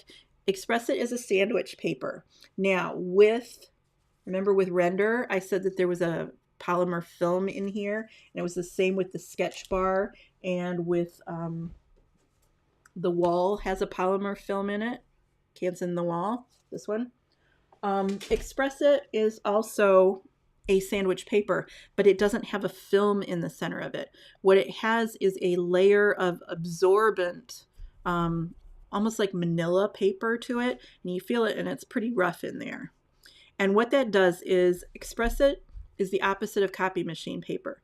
It leaves things nice and wet, and then the Copic fairy comes along in the middle of the night, because as I'm talking, this ink is seeping down into the paper and it gets stored in the core. And that's the other reason why card makers don't like Express It very much, is because after the Copic fairy comes, look at the difference in color between these two. The Express It just has a slightly duller look to it. And it's because it's storing the ink in the center of the paper rather than up there on the surface. All of my work is I scan it. I scan the stuff, and that's how I put it up on the website for you to see. So I don't get all upset. Cryogen was very creamy looking, and then Expressa is kind of blue, and the not Tim Holtz, the Holtz Perfect Coloring Paper, the Transitite, that one is kind of a balanced white, but I don't really it doesn't matter to me because I'm not trying to match it to other things. And when I scan Express It, I've never had to like adjust the white. Like sometimes you have to adjust the white balance so that your white paper looks white again. I've never had to do that with Express It. It just matches the white of my website perfectly. So this is my number one paper, Express It. And you'll see me refer to it as XPI in a lot of articles. I always introduce it first, but it's not Express as in I took the express train. It's X. So it's Express. But this is the number one marker paper for a lot of people for the reasons that I showed you. It takes a ton of ink. It blends pretty darn perfectly on its own. It's got that Copic fairy effect. It leaves the ink on the surface of the paper, but yet it doesn't feather. It's smooth. You cannot use colored pencils like the hard colored pencils. So like Polychromos or Pablo, those don't work well on Express It. But one of the reasons why I teach with Copics and Prismacolor is because Prismacolor is a soft waxy pencil and it will stick to Express It. Now I'm not saying that this is great for colored pencil. You cannot get more than a few layers of colored pencil on, but that's about all I need. I don't work with heavy layers of pencil because I don't want to hide the Copic. So that's why I use those two together, because they do work on Express It. And all of my beginner classes, so if you take my 12-week beginner blending class or you take any of my classes that are marked with a B, they're on Express It because it makes your life easier. You learn good habits on this, and then after a year or so of working on Express It, you can go work on anything else that you want. And my advanced classes, we almost always work on Bristol. So that's all the papers I have here. We didn't test them all, but I'm going to go over and look at the comment section, and I'll start answering some questions for you. Ooh, lots of comments here going on. All right, so I'm scrolling all the way back up to the beginning where everybody is saying hi, hi, hi, hi, hi. Lisa says, I never understood people who spend hundreds of dollars on markers and then want to make beautiful art on printer paper.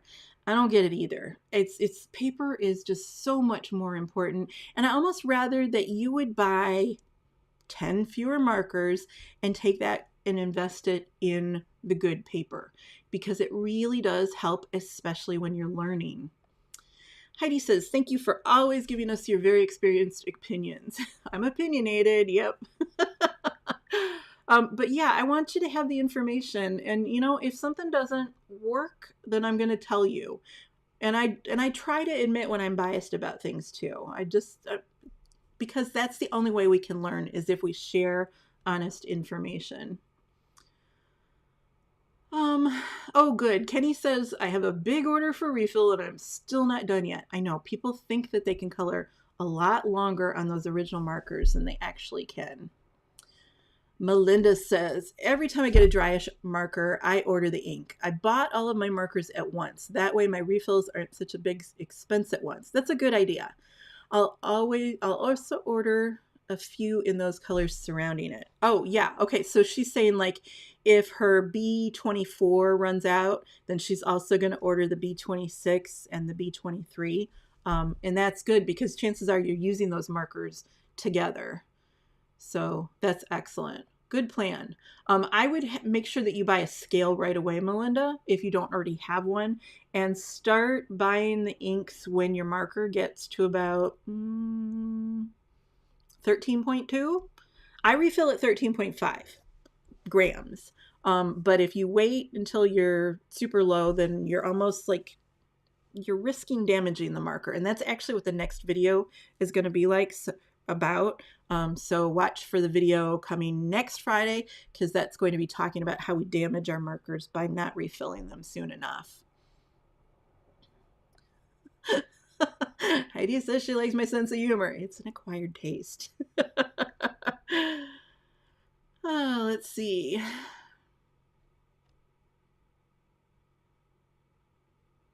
Oh, and here's Jacqueline. She deliberately waited to start my classes. She didn't touch the markers before then. Which yeah, you're starting right just from my system completely without getting um because different teachers teach in different ways. So if you have too many teachers early in the beginning, it can make things harder to learn because we contradict each other.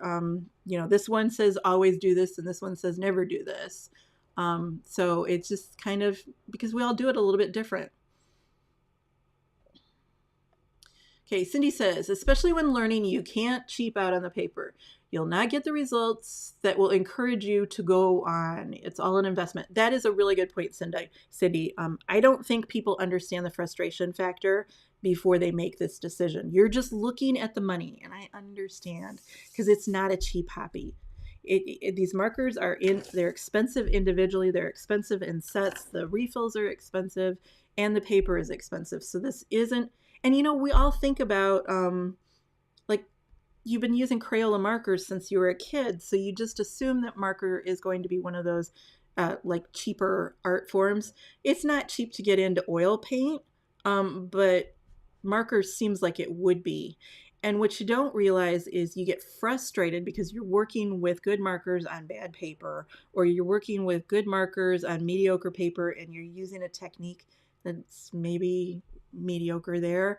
And so you start to get frustrated. And I don't know about you, but I never say this technique doesn't work. I blame myself. I say, well, obviously I'm stupid today because I'm not getting this to work properly. And you keep telling yourself that you're stupid, and then eventually you just figure, okay, markers are too hard for me. And it's not. It's that you've handicapped yourself with the paper. Oop, I keep flashing that. I'm sorry. Trying to go through these comments here. Oh, here's interesting. Lita says, my stamping paper is different from my colored pencil paper, which is different from her watercolor paper. And I definitely have a different paper for my Copics. Yep, they're all different mediums. They all require different things. And so it's really hard to find one that works really well for everything. That's why I liked Cryogen so much, because it was really good with the Copics and it took more colored pencil. It took quite a bit of colored pencil. I wouldn't call it a colored pencil paper, but it was pretty darn good for that. And let's just have a moment of silence for the papers that have gone before us. Oop, I keep clicking on the wrong thing. It's because they're teal. Thank you everybody for the donations. All right, so I keep losing my spot here.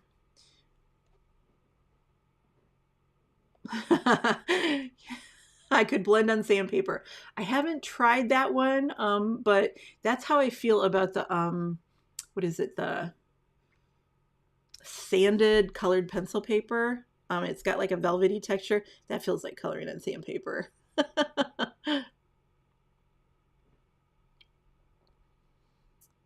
Let's see. Melinda is asking, later, could you go over the quality of Copics and what we can do to fix it? I'm sure you have a set that are from before they changed. My set, terrible. Lids don't fit. Oh, okay. So she's having a quality control issue with her Copics. I'm hesitant to get into that because I know more than I'm willing to say legally. I thought I was going to be like a super duper reporter and I was going to report on this, but then I realized it leaves me open to some, yeah, enough about that. Yeah, we can talk about the caps not fitting and stuff, but really the thing that I can safely say is that they are aware of the problem. They are more than aware of the problem. They changed, I don't know if you realize it, but think back several years ago, Lord, I don't know how long ago it was, but the Japan was hit by what was the order of that? I think there was an earthquake and then Fukushima blew up, or it had a meltdown. So their nuclear plant had a meltdown and then the earthquake caused a tsunami. So Japan got hit, bam, bam, bam, 3 times right in the area where the Copic factory sat. So you think Fukushima, and Copic was nearby. And so they moved, I think they were planning on moving the factory. I don't have an insider info on Copic, but I remember reading something that they were in the process of moving, and then Japan got hit with that thing, and it really hit them, and they changed their factory. And I think when they changed their factory, they also changed the generations that were in charge of, because it's a family business. And there was a lot of changes all at once, and then these quality issues popped up. And so what's happening is there are some caps that they just don't fit securely. They don't do that click lock anymore. There are some markers that are coming underweight, and then there are some markers that are coming with a crack specifically right here. So see that gray band, and then that crack will appear right here. And they're all in the same spot because they're all caused by the same problem. And then there's also a crack that appears on the inside of the cap, but I disagree with people when they say that this cap crack is the problem, because I think that crack where it appears is already past the moisture barrier. So I don't think the cap cracks are a problem. The cap not fitting, and it's almost always on the chisel end, by the way. This cap not fitting, that's a problem. And this crack is a problem, but I don't think that this crack is a problem.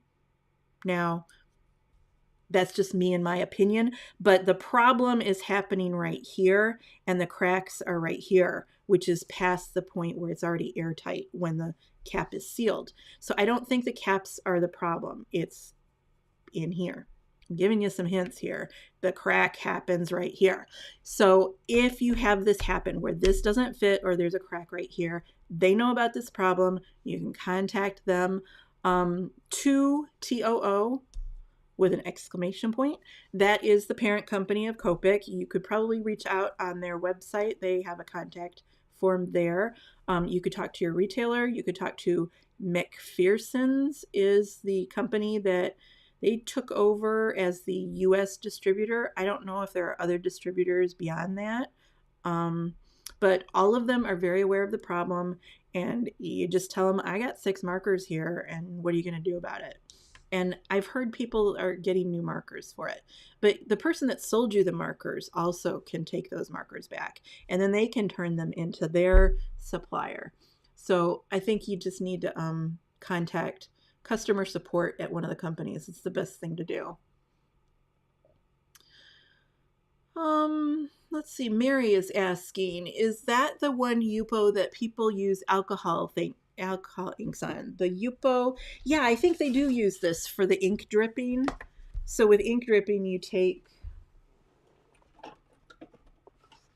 might as well show you. I don't know what the official name is for it. I just call it ink dripping because you're literally dripping ink. And this is supposedly why they redesigned the Copic bottles, is you just drip inks randomly onto the paper and make art out of it. And I don't know, there's some trick to it apparently, but you get interesting blends and things. I'm not going to touch that with my finger, but yeah, this is the Yupo that they use. Yeah, see how it's kind of spreading out, but it's dripping ink onto plastic. Yeah, I think Tim Holtz came out with a ink blower. I was looking for the old-fashioned spritzer tool, and I couldn't find it. And I kept coming up with ink blower. So I guess they're blowing inks now. I don't know. This is not my thing. To me, this just looks like money. Yeah, Copic is expensive. I'm not going to be dripping it around and then not like the look of it and not use it. So yeah, but that is what they use it for, Mary. But it's also colored pencil. People tend to like it.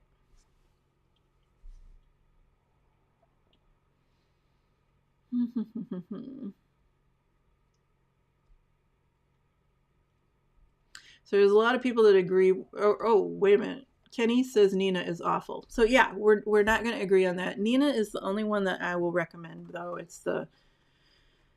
It's the hammer mill that I go on a rant about at least once a week.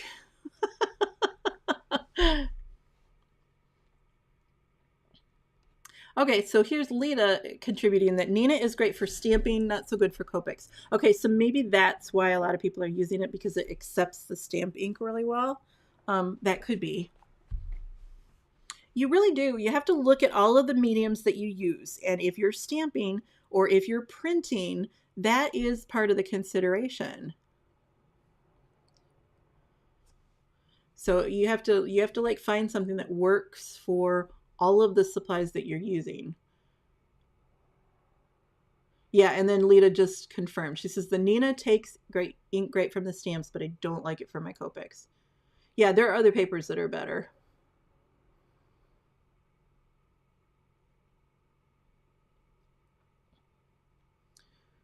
All right, so let's see. Kenny says, I have this paper. I got it a few years ago from Amazon, but they don't sell it anymore. I'm not sure what paper we're talking about there.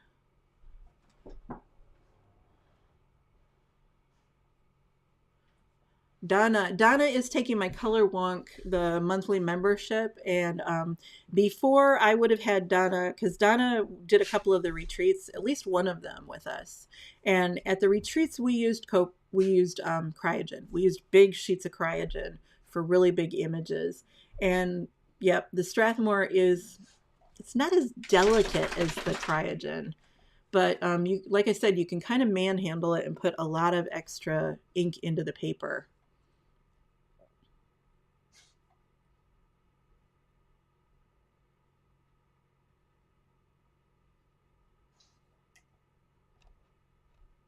Okay, Lita has another comment here. She says, my secret Copic paper stash has the 300 Bristol, beautiful Cryogen, and Expressa. That's a very good collection there then.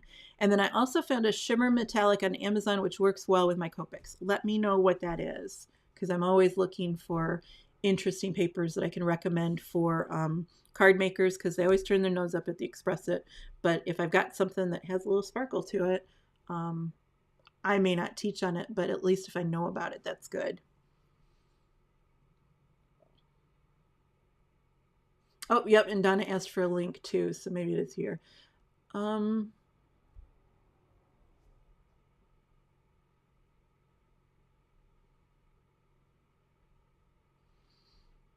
Going through.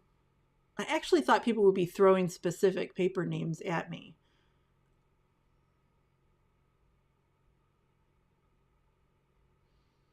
Okay, somebody here is mentioning the Stampin' Up paper, and I have tested it before. It came in below my top 5, but I don't know, like when I pulled all of it out, I was sitting here early this morning and I was like looking at all the paper, and I was like, where's the Stampin' Up paper? So I've got that hidden somewhere. It was in my top 10, but it didn't make the top like 5. So it's Stampin' Up marker paper, maybe that's what it was called. Or no, I'm thinking of, it's Spectrum Noir. That's what I'm thinking of. I haven't tried the Stampin' Up then. Okay. Spectrum Noir.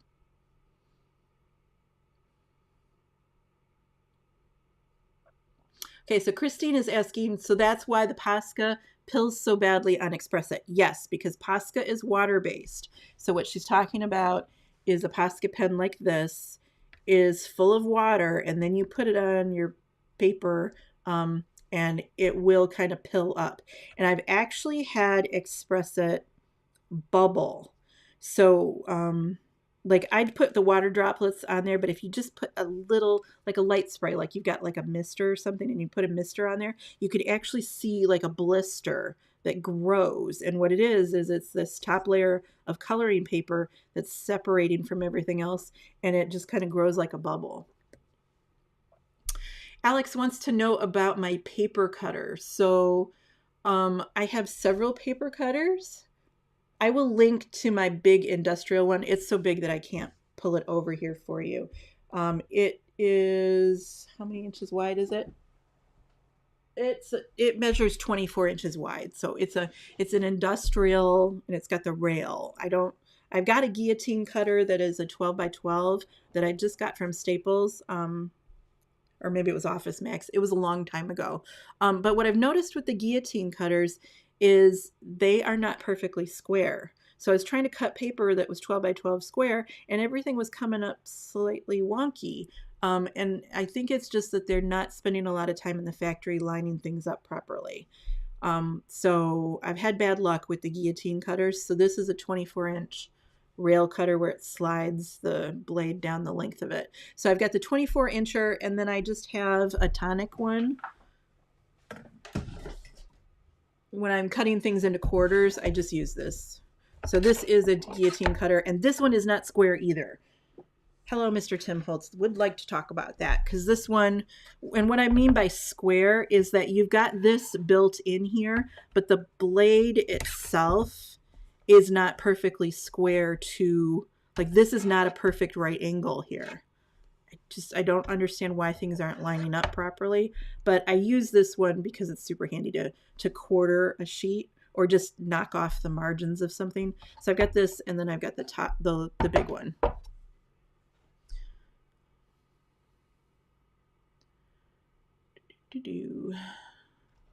Okay, this is a really good point from Kelly. In all art, the substrate, meaning the substrate is what you're working on, sub is below. So this is the official name, whether you're talking about a canvas or a birch panel or anything else that you are working on top of, the pastel paper, it's all called your substrate. And in all art, the substrate is probably the most important thing. It is. Because you can get away, you got the skill, you got the good substrate, and you can get away with a slightly inferior set of colored pencils. Or, you know, like, I'm not recommending that you skimp on the markers or the colored pencils or whatever, but you can get away with a little bit less. All right, so still going through a question from Maria, and I haven't read this ahead of time, so here we go. Would a regular scale work well? I heard you say on the other video that it needed to be a jeweler's scale. Okay, so I don't know about you, but my kitchen scale, I'm looking for my scale right now. My kitchen scale doesn't measure as many decimal points as a jeweler's scale does. So a jeweler's scale kind of specializes in weighing light things, whereas my kitchen scale goes up to, I think, 5 or 6 pounds that I can measure on it. This one only has 1 decimal point after the 0, but there are some that you can get 2 or 3. But the point is that it is used to measuring very lightweight things. So it doesn't have to be a jeweler's scale, but you do need it to be sensitive enough to know that you're putting something lightweight on there, because 14 grams is not a lot. And remember, there's only like 3 grams of ink in there, so we're talking about very subtle differences. And so you just need something that's sensitive and has the decimal places for you.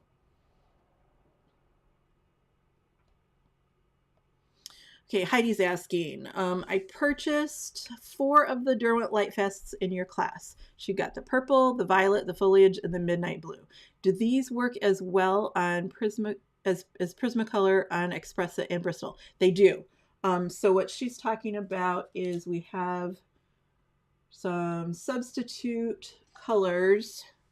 This is one. This is Autumn Brown, and this is a Derwent Lightfast. And remember, this is Expressa right here. And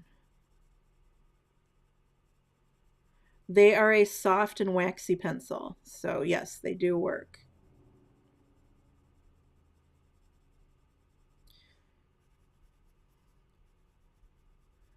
Giving it some layers. That's 3 layers, 4 layers, 5 layers, 6 layers. I would never do more than that. But yeah, it's starting to kind of clump up a bit. But you can get many layers with the Derwent Lightfast.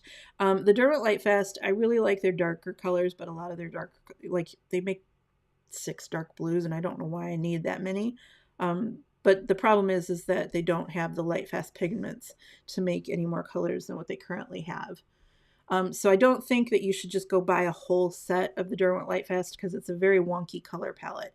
They basically just made anything that is currently Lightfast. So I don't think I could color a whole project with nothing but Derwent Lightfast. They make a lot of pencils, but there's not a lot of variation in the colors. There's like a lot of dark browns, a lot of grays, a lot of dark blues, a lot of dark greens.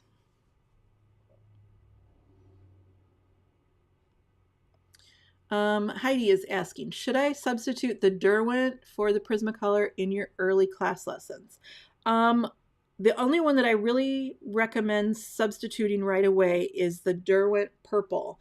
And it's because if you contact the Derwent, sorry, not Derwent, substitute the Derwent Purple for Prismacolor Dark Purple 931.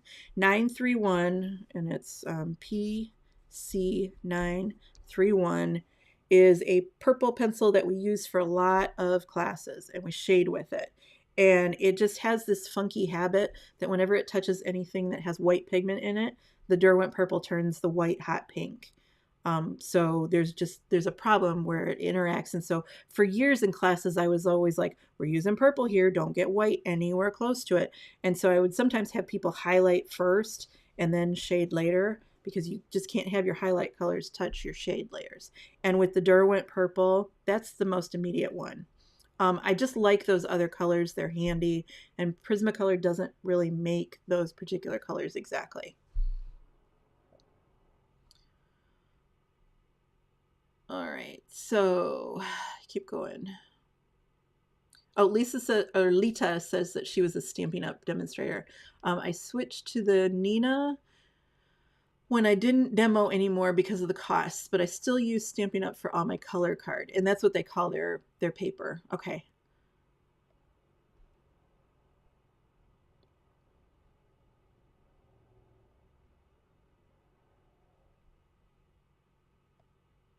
So Kenny is recommending the Furban 12-inch paper trimmer.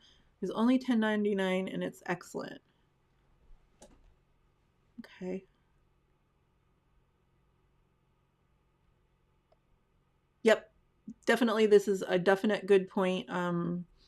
Jackie is saying that she started weighing her markers when she gets them to see if there's a weight discrepancy, and you will see a weight discrepancy depending on the person that you're buying them from. And it's really whether that retailer is weighing the markers before they ship them out. To me, if I was retailing markers, if I was selling them to people, I would not be selling any that are underweight. I'd be afraid of doing that. So I would be weighing them and probably filling them myself before shipping them out.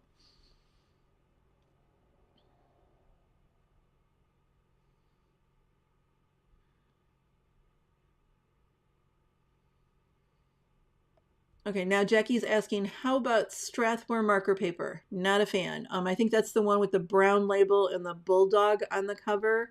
And it reminds me of a mixed media paper is what it does. But yeah, I have some of it around here. That's probably one that I gave to the nursing home, because I donated, when we got ready to move, I donated a lot of supplies to the nursing home that my mom was at, because they just go through craft stuff a lot. So that was one that I gave away. So yeah, I didn't hold on to it. That tells you what I thought of it.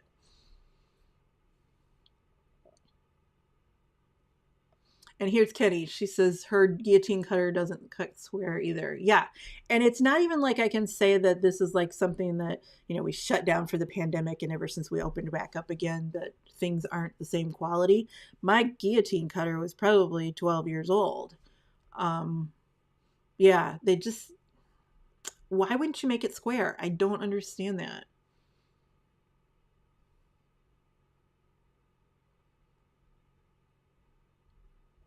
Okay, so I've gone through all those questions there, and the comments. Pretty cool. Yeah. In the comments, if you're working with a paper that I didn't cover, I may know something about it, so you can ask about it down there at the bottom in the comments underneath the video. The live thing won't let you do that after the live stream is over.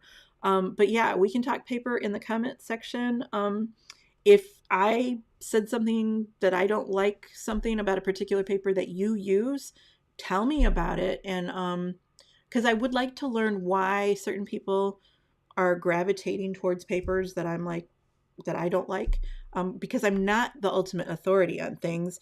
And just as an example for how you learn and grow and change, it's kind of funny, but back in 2014, I had a student that handed me a pile of paper, and it was like, maybe 40 sheets of paper. And she was like, the instructor that was teaching here before you, because it was a local class. She says, the instructor that was teaching here before you, these are the papers that she had us working with. And I kind of flipped through the pile, and she had written on it what it was. And there was nothing in there that just really knocked my socks off. And at that point, I had still been working on I was new to Express It at that time because I was slow to get on the blending bandwagon. So I was working on a combination of Strathmore Bristol and the marker paper, the Bean Fang. So she handed me these papers and, said that this is what these are. I flipped through them. I think I did some swatches on a few of them. And I didn't really, there was nothing there that I was like, ooh, I need to try that one. So then I took him out of the plastic and individually put them in my paper file cabinet. And a couple of years later, I'm flipping through the file cabinet and I'm looking for something specific. I think I was looking for basil in a particular color. And my hand was holding in the white section, like I was holding it back with the white section. And I just, as I'm sitting there, I'm doing this and my fingers are doing this on the paper. And I realized what I was doing because I'm like, fiddling, but I'm feeling this paper. And I'm like, what is this paper that I'm feeling? And I pulled it out and it was Cryogen. And that's how I rediscovered it because she'd handed it to me a couple of years beforehand. It didn't impress me at the time, but then when I'm feeling it, I'm like, oh, ho, ho, ho, ho. That is a paper that I can use because the whole drawer was marker paper. Like, if it feels like this, it's going to take some colored pencil. So I wasn't even all that impressed with Cryogen when I touched it for the first time. But then once I pulled it back out again, then I realized I love that paper. So I'm a big believer that if you're not ready for the lesson yet, if you're not ready for the information, it's just going to go right over your head. And at that time, I wasn't ready for Cryogen. But then when I found it again later, I was really ready for it. So it's just kind of this, I don't want to call it karma or something, but it's just when you're ready for the information will find you again. And Cryogen turned back up. And from there, I was almost 100% Cryogen for a long time.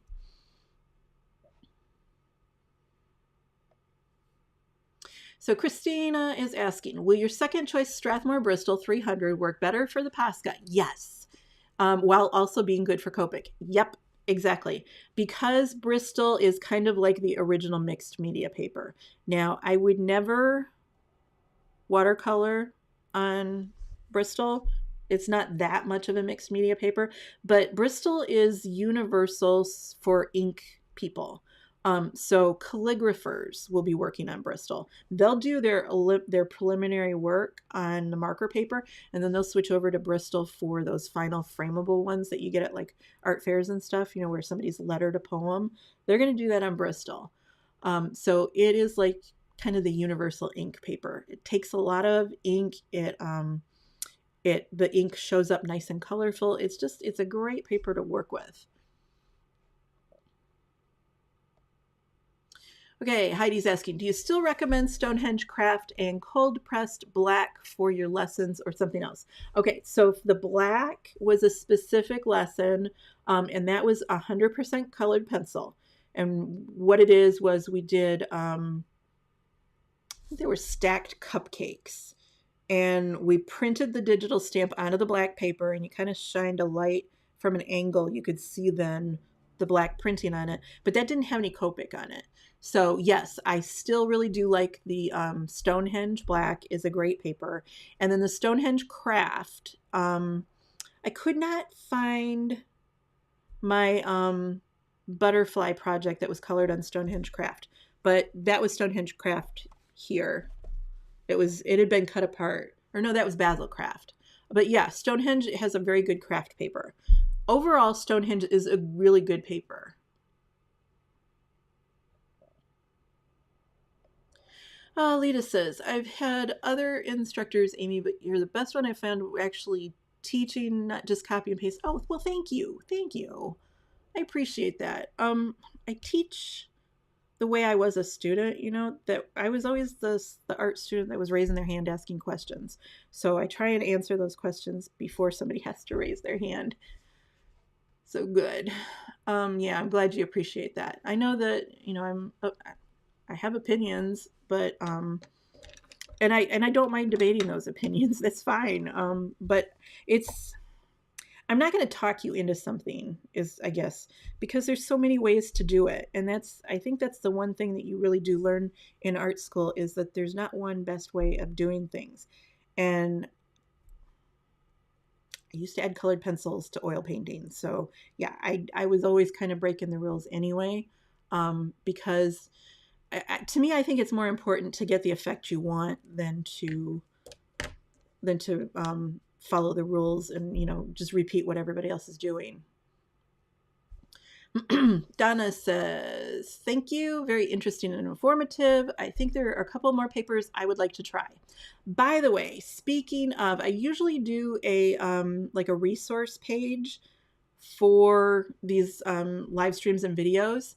And the idea of making this into a single resource page was just absolutely daunting with the amount of time that I had to work on it. So what I think I want to do is, I don't know where I want to put this, whether it should go over on markernovice.com or on vanillaarts.com, but I think what I want to do is just run an article that is strictly Strathmore Bristol 300 and answer questions about it or talk about it in just a single article. And then do another article that is just strictly Strathmore 400 and another one that's strictly Express It. So there will be some more articles on paper coming, but I don't have one that is covers everything. However, that top 6 that I gave you, that is over on markernovice.com anyway already. And it's like best marker paper, I think. So it's at markernovice.com. And that one has been there since July. So it covers what I like about those papers and what I don't. Kelly is saying, from my experience, Strathmore Bristol 300 is smooth like hot press. Ink doesn't bleed as much and it accepts colored pencils. Absolutely right. And let's cover that right now. So in watercolor paper, we have hot press, cold press, and rough. And I think there's one that's new that fits in between hot press and cold press, and it's smooth press, I think what it is. And that's how they grade their papers, by the amount of tooth that is sticking up. In Bristol, they don't use those same terminologies. So they use smooth and they use vellum. And I think those, oh, and then there's satin. So satin, or no, it's plate. Plate is the smoothest, and then there's smooth, and then there's vellum. And the vellum isn't like extra toothy. What it is it's got like a rise and fall to the paper. And if you're doing colored pencils, I love colored pencils on vellum textured Bristol. It's not everyone's cup of tea, but I kind of like that it shows. Don't worry about chatty. I'm chatty too. Actually, I'm pretty quiet in real life, but when you get me talking about stuff that I'm really into, then I get more chatty. So don't worry about that. Okay, so that is just like, it's a big brain dump. Actually, it's a drawer dump because now I got to put all this stuff away. But let's just, I'll show you those projects one more time just to show you some examples. This is on Cryogen, but the reason why I pulled this one out is because it's showing you that you don't have to blend. Nothing here is blended. It's just swishes and strokes. So it's kind of harkening back to the olden days when the way we used markers. And this is on Cryogen. This one is also on Cryogen. And I think the Bristol 300 is a very good substitute for the Cryogen. I could get the same kind of detail and the same kind of effects with the Strathmore 300. I could probably get more colored pencil onto the Strathmore 300. This is watercolor paper, so don't ever let somebody tell you that you can't use Copics on watercolor paper. You just have to be willing to use a little bit more ink, and you have to know that it's going to wear your nibs out a little bit more. But if it's worth it for the effects that you're trying to go for, it's an art supply. It's a tool. Refill your marker after you're done and change the nib when you're done. That's kind of my thought. I don't go into it thinking that I never want to change my nibs ever, ever, ever, ever again. I wanted something that looked watercolory, and so this gave me the effect that I wanted. And then this one is on Strathmore 300. Let me double check that one. Oh no, it's Strathmore 400. I lied. So this is the brown label one, which means that if I'd switched to the 300, I would have gotten a little bit more colored pencil on it. So yeah, Copic and colored pencils on Strathmore 400 Bristol.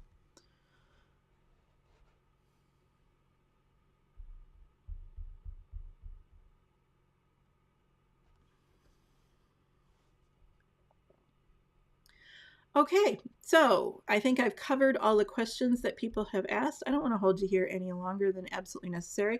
We've been going since 1 o'clock, so yeah, I hope you found this informative and entertaining, that it wasn't just me droning on and on and on. I see somebody already gave us a thumbs down, so, but maybe they just didn't like my choice in markers. All right, or marker paper. I don't know. We'll see. Okay, so if you have questions, throw them into the comment section, or you can ask them over on Facebook, because I will definitely answer paper questions as you have them, as you pop them up. We can talk paper, and definitely if I don't understand why you like something, like if you like a paper and I don't necessarily like it, let me know. Let's talk about it and figure out, because I want to learn from other people. It's not just one person dictating everything. There are good things about all the papers, and the paper that's best is the paper that you have right there that you can use every day and practice on. I just want to make sure that you're not learning bad habits, and that you're getting good results that encourage you to keep coloring, because that's really the most important part, is that you're never going to be good at Copic coloring if you quit, or if you're not enjoying the surface that you're working on. And I don't know if you noticed it, but when I got that Copic marker onto the marker paper, on the layout paper, the bean fang, this stuff, remember how I just went, oh, because it does. It feels really good when you're on the right surface. And if you're doing a technique that needs a little bit more texture, then you switch to something that's a little bit more textured and better for your purposes. Under no circumstances should you say that Amy said the best paper is Express It, or she said the best paper is Bristol, and so for the rest of my life I should use that paper. It depends on what you're doing. It really does. Some papers are going to work better for other things. We don't just change the color of paper for certain projects. Sometimes you want to change the texture of it. And if you know that there's something, and darn it, I should have pulled it out. Apple Blossom is a kit over in my shop, and that is a 12 by 12 that I deliberately switched to a better colored pencil paper, because I knew that I was going to be doing a lot of colored pencil with it. So yeah, you switch papers depending on what the project needs. Alrighty, so let's cut it off here, and we will continue the discussion in the comment section and over at Facebook. I'll be happy to answer your questions, and I know I've said that before, and now I'm repeating myself. So have a great day, everybody, and enjoy working on good quality marker paper. Yay!